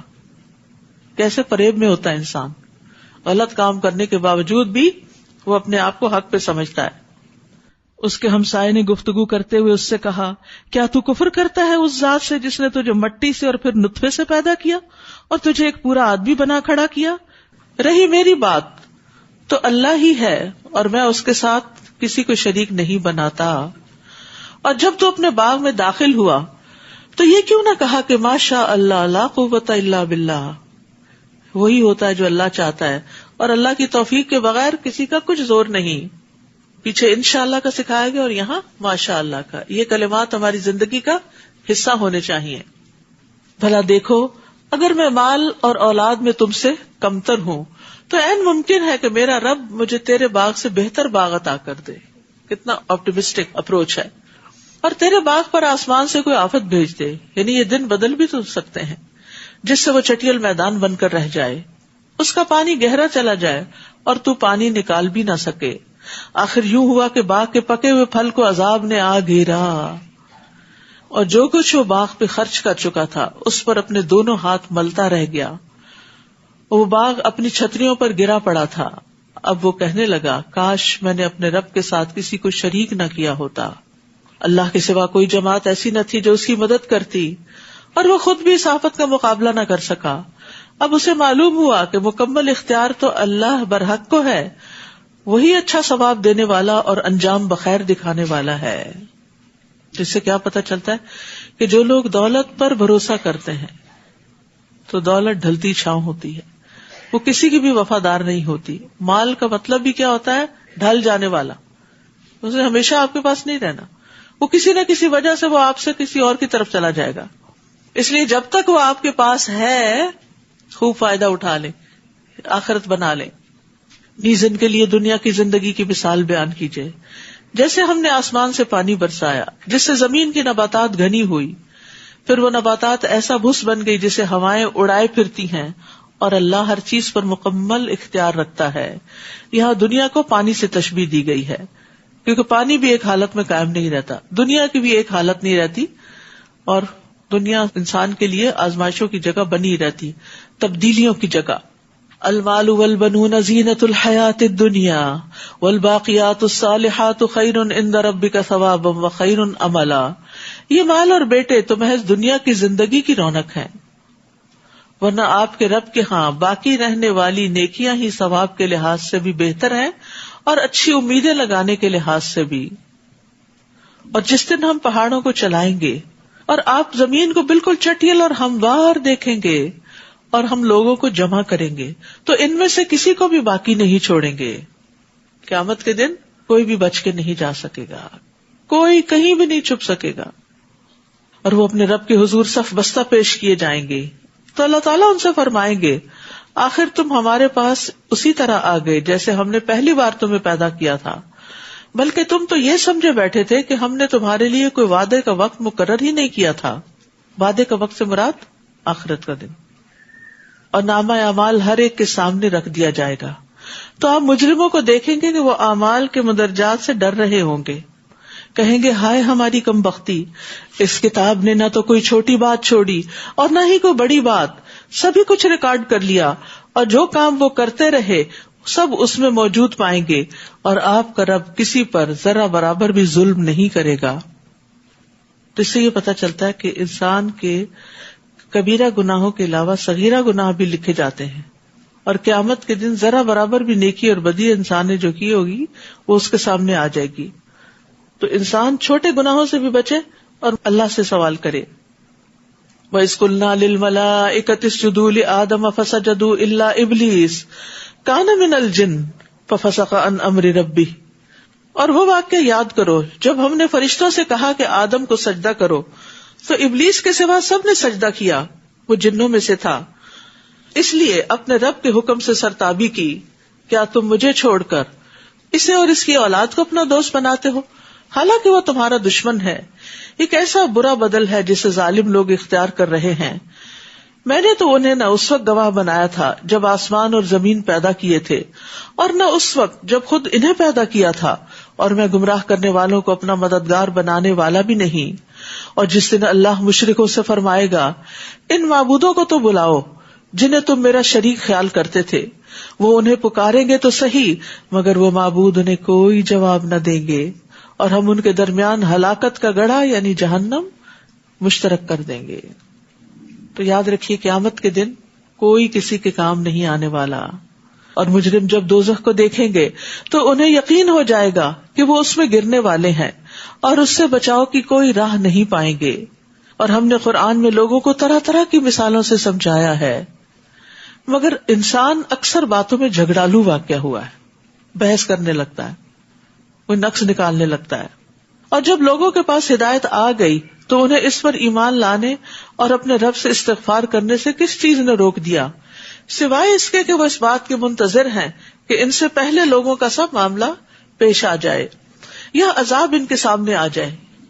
اکثر قوموں نے یہی حال کیا نا کہ انہوں نے عذاب کے آنے کا انتظار کیا اور اس سے پہلے مان کے نہ دیے. ہم رسولوں کو صرف اس لیے بھیجتے ہیں کہ وہ لوگوں کو بشارت دیں اور ڈرائیں، اور کافر لوگ ان رسولوں سے بےہودہ دلائل کے ساتھ جھگڑا کرتے ہیں تاکہ وہ ان سے حق کو نیچا دکھائیں، اور انہوں نے میری آیات اور تنبیہات کو مذاق بنا رکھا ہے. اس شخص سے بڑھ کر ظالم اور کون ہوگا جسے اللہ کی آیات سے نصیحت کی جائے اور وہ اس سے منہ پھیر لے. یعنی آپ کبھی کسی کو کہتے ہیں نا یہ بات قرآن میں لکھی ہے، ایسا نہیں کرنا چاہیے تو لوگ اس کے اوپر بھی مذاق بنا لیتے ہیں. تو یہاں پر اس شخص کو سب سے بڑا ظالم قرار دیا گیا کہ جو آیات کے سامنے منہ پھیر لے, آیات نہ سننا چاہے اور اپنے وہ سب کام بھول جائے جو اس نے آگے بھیجے ہیں, اپنے کرتوت, اپنے گناہ. ایسے لوگوں کے دلوں پر ہم نے پردے ڈال دیے ہیں کہ وہ قرآن کو سمجھ ہی نہیں سکتے اور ان کے کانوں میں گرانی ہے, اور اگر آپ انہیں راہ راست کی طرف بلائیں بھی تو وہ کبھی اس راہ پر نہیں آئیں گے. وَرَبُّكَ الْغَفُورُ ذُو الرَّحْمَةِ لَوْ يُؤَاخِذُهُم بِمَا كَسَبُوا لَعَجَّلَ لَهُمُ الْعَذَابَ بَل لَّهُم مَّوْعِدٌ لَّن يَجِدُوا مِن دُونِهِ مَوْئِلًا. اور آپ کا رب بہت بخشنے والا اور رحمت والا ہے, ورنہ جو کچھ یہ لوگ کر رہے تھے اگر ان پر وہ گرفت کرتا تو جلدی ان پر عذاب لے آتا, بلکہ ان کے لیے وعدے کا وقت مقرر ہے جس سے یہ کوئی پناہ کی جگہ نہ پا سکیں گے. اور یہ عذاب رسیدہ بستیاں ہیں, جب انہوں نے ظلم کیا تو ہم نے انہیں ہلاک کر ڈالا اور ہم نے ان کی ہلاکت کے لیے ایک وقت مقرر کر رکھا تھا. یعنی پچھلے انبیاء کی جو قومیں تھیں ان کی تباہی اپنے مقرر وقت پر ہوئی. اور اب ایک اور قصہ ہے, موسیٰ علیہ السلام کا قصہ علم حاصل کرنے کا. اس قصے کے بارے میں آتا یہ ہے کہ ایک شخص نے بنی اسرائیل کے موسیٰ علیہ السلام سے پوچھا, کیا آپ سے بھی بڑا کوئی عالم ہے؟ تو انہوں نے کہا کہ میں نہیں جانتا, مجھے اپنے سے بڑا کوئی پتا نہیں. تو اس پر اللہ سبحانہ تعالیٰ نے موسیٰ علیہ السلام سے کہا کہ وہ ایک ایسے بندے سے ملیں جو ان سے بھی زیادہ جانتا تھا. تو اصل میں یہ جتنی بھی چیزیں گزری ہیں نا, پیچھے جاہ ہے, حکومت, پھر دوسرے قصے میں دولت, اور اس تیسرے قصے میں علم, اور اگلے قصے میں اختیارات, یہ ساری چیزیں جہاں نعمتیں ہیں وہاں بہت بڑی آزمائش اور فتنہ بھی ہیں. تو ان کو صحیح طور پر استعمال کرنا چاہیے. اور وہ قصہ بھی یاد کرو جو موسیٰ نے اپنے خادم سے کہا, میں تو چلتا ہی جاؤں گا حتیٰ کہ 2 دریاؤں کے سنگم پر پہنچ جاؤں, یا پھر میں مدتوں چلتا ہی رہوں گا. سبحان اللہ. علم کا شوق تو یہ ہوتا ہے کہ جب تک میری مطلوبہ جگہ نہیں آتی میں چلتا رہوں گا, سفر کرتا رہوں گا. اور اس میں سمجھنے کی بات یہ بھی ہے کہ طالب علم کو اپنا علم بڑھانے کے لیے سفر کرنا چاہیے, حتیٰ کہ اگر وہ عالم بھی ہو جائے, کیونکہ موسیٰ علیہ السلام عالم تھے اور ان سے پوچھا گیا تھا کہ کوئی اور عالم بھی ہے, تو انہوں نے کہا نہیں, تو ان کو بھی کہا گیا کہ آپ اپنے آپ کو اور اپڈیٹ کر لیں اور آگے بڑھیں. اور آج کی ترقی یافتہ دنیا میں آپ دیکھیں کہ سارے جو سمجھدار علم والے ہوتے ہیں وہ مسلسل اپنے علم میں اضافہ کرتے ہیں. اور نبی صلی اللہ علیہ وسلم کو جو دعا سکھائی گئی تھی وہ کیا تھی؟ وَقُلْ رَبِّ زِدْنِی عِلْمًا. اور ہم دیکھتے ہیں کہ ہماری تاریخ ایسی مثالوں سے بھری پڑی ہے کہ جس میں لوگوں نے سال ہا سال علم کے لیے سفر کیے. جیسے امام بخاری جو تھے 16 سال تک سفر کرتے رہے اور بخاری کی حدیثیں جمع کرتے رہے, اور پھر انہوں نے ان کو لکھا ایک جگہ. 1000 استادوں سے زیادہ سے استفادہ کیا. پھر اسی طرح امام بخاری جابر بن عبداللہ کے بارے میں کہتے ہیں کہ جابر بن عبداللہ نے عبداللہ بن انیس سے صرف ایک حدیث سیکھنے کے لیے 1 مہینے کا سفر کیا تھا, اور وہ سفر بھی آج کی طرح کا سفر نہیں تھا, بہت مشقت والا سفر تھا, لیکن علم کا سفر جاری رکھا. یہ سفر سارے اسفار سے زیادہ خوبصورت سفر ہوتا ہے جو علم کے لیے کیا جاتا ہے. آپ میں سے بھی کچھ لوگ گھنٹہ 1.5 گھنٹہ 2 گھنٹے کی مسافت سے بھی آ رہے ہیں, سفر کر کے آ رہے ہیں, اور اس میں جب سیکھنے کے لیے جاتے ہیں تو ایک ایکسائٹمنٹ ہوتی ہے, جب سیکھ کے واپس جاتے ہیں تو سیکھی ہوئی باتیں دماغ میں پھر آتی ہیں. تو یاد رکھیے علم کے راستے کا سفر جنت کا سفر ہے. نبی صلی اللہ علیہ وسلم نے فرمایا, جو شخص حصول علم کے راستے پر چلتا ہے اللہ اس کے لیے جنت کا راستہ آسان فرما دیتا ہے.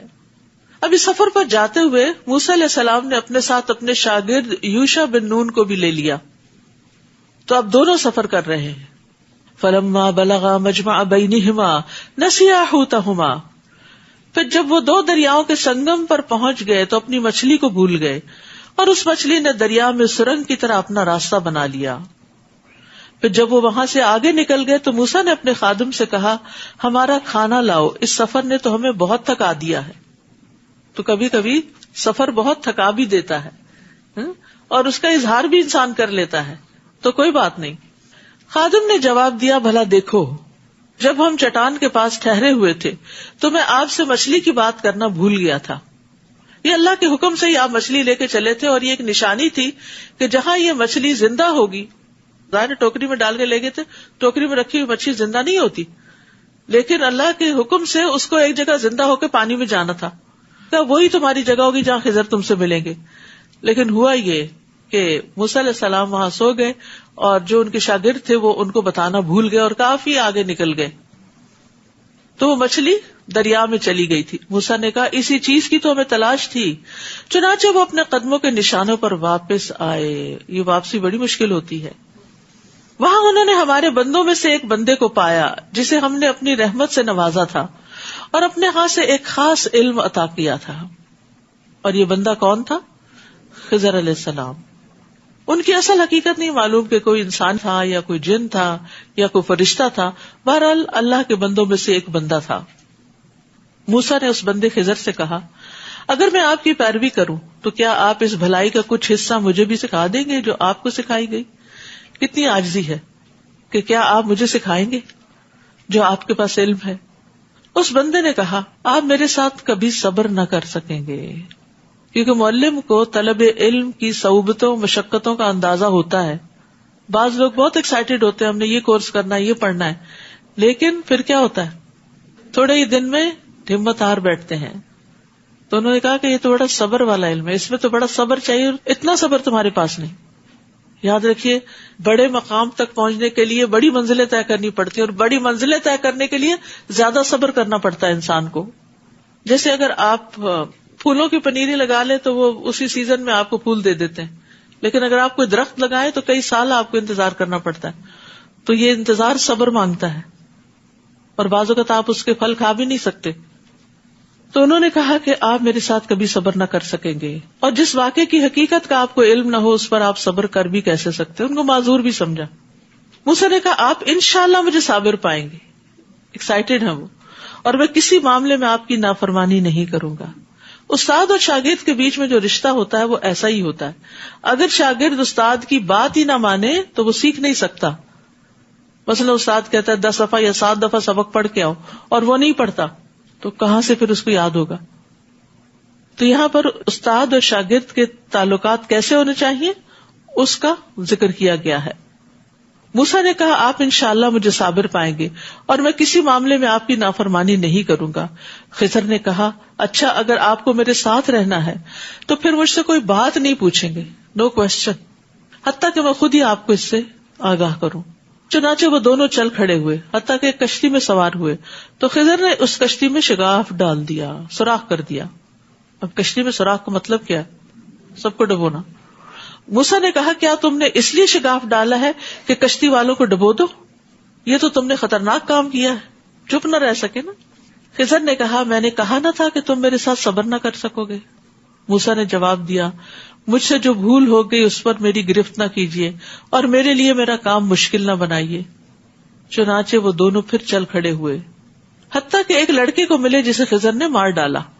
موسیٰ نے کہا تم نے تو ایک بے گناہ شخص کو مار ڈالا جس نے کسی کا خون نہیں بہایا تھا، یہ تو تم نے بہت ناپسندیدہ کام کیا.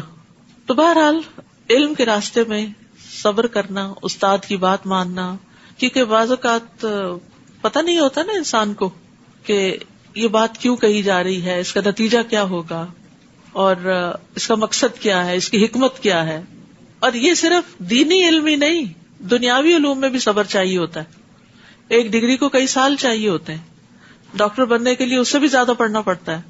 پھر اسی طرح گھر کے کام کاج سیکھنے کے لیے بھی صبر چاہیے ہوتا ہے. جب نیا نیا کھانا پکانا سیکھتے ہیں تو جلدی چاہتے کہ جلدی پک جائے، اور پھر اگر جو سکھانے والا تو کہتے یہ کیوں ڈال دیا، وہ دیکھے کتنا اس میں سے دھواں نکل رہا ہے، وہ جلنے لگا ہے، پانی زیادہ ہو گیا، وہ کم ہو گیا. تو یہ سارے مرحلے سیکھنے کے دور میں آتے ہیں، لیکن یہ کہ سیریس نالج کے لیے بہت سیریسنس بھی چاہیے ہوتی ہے. وآخر دعوانا ان الحمد للہ رب العالمین. سبحانک اللہم و بحمدک، اشہد ان لا الہ الا انت، استغفرک و اتوب الیک. السلام علیکم و رحمۃ اللہ وبرکاتہ.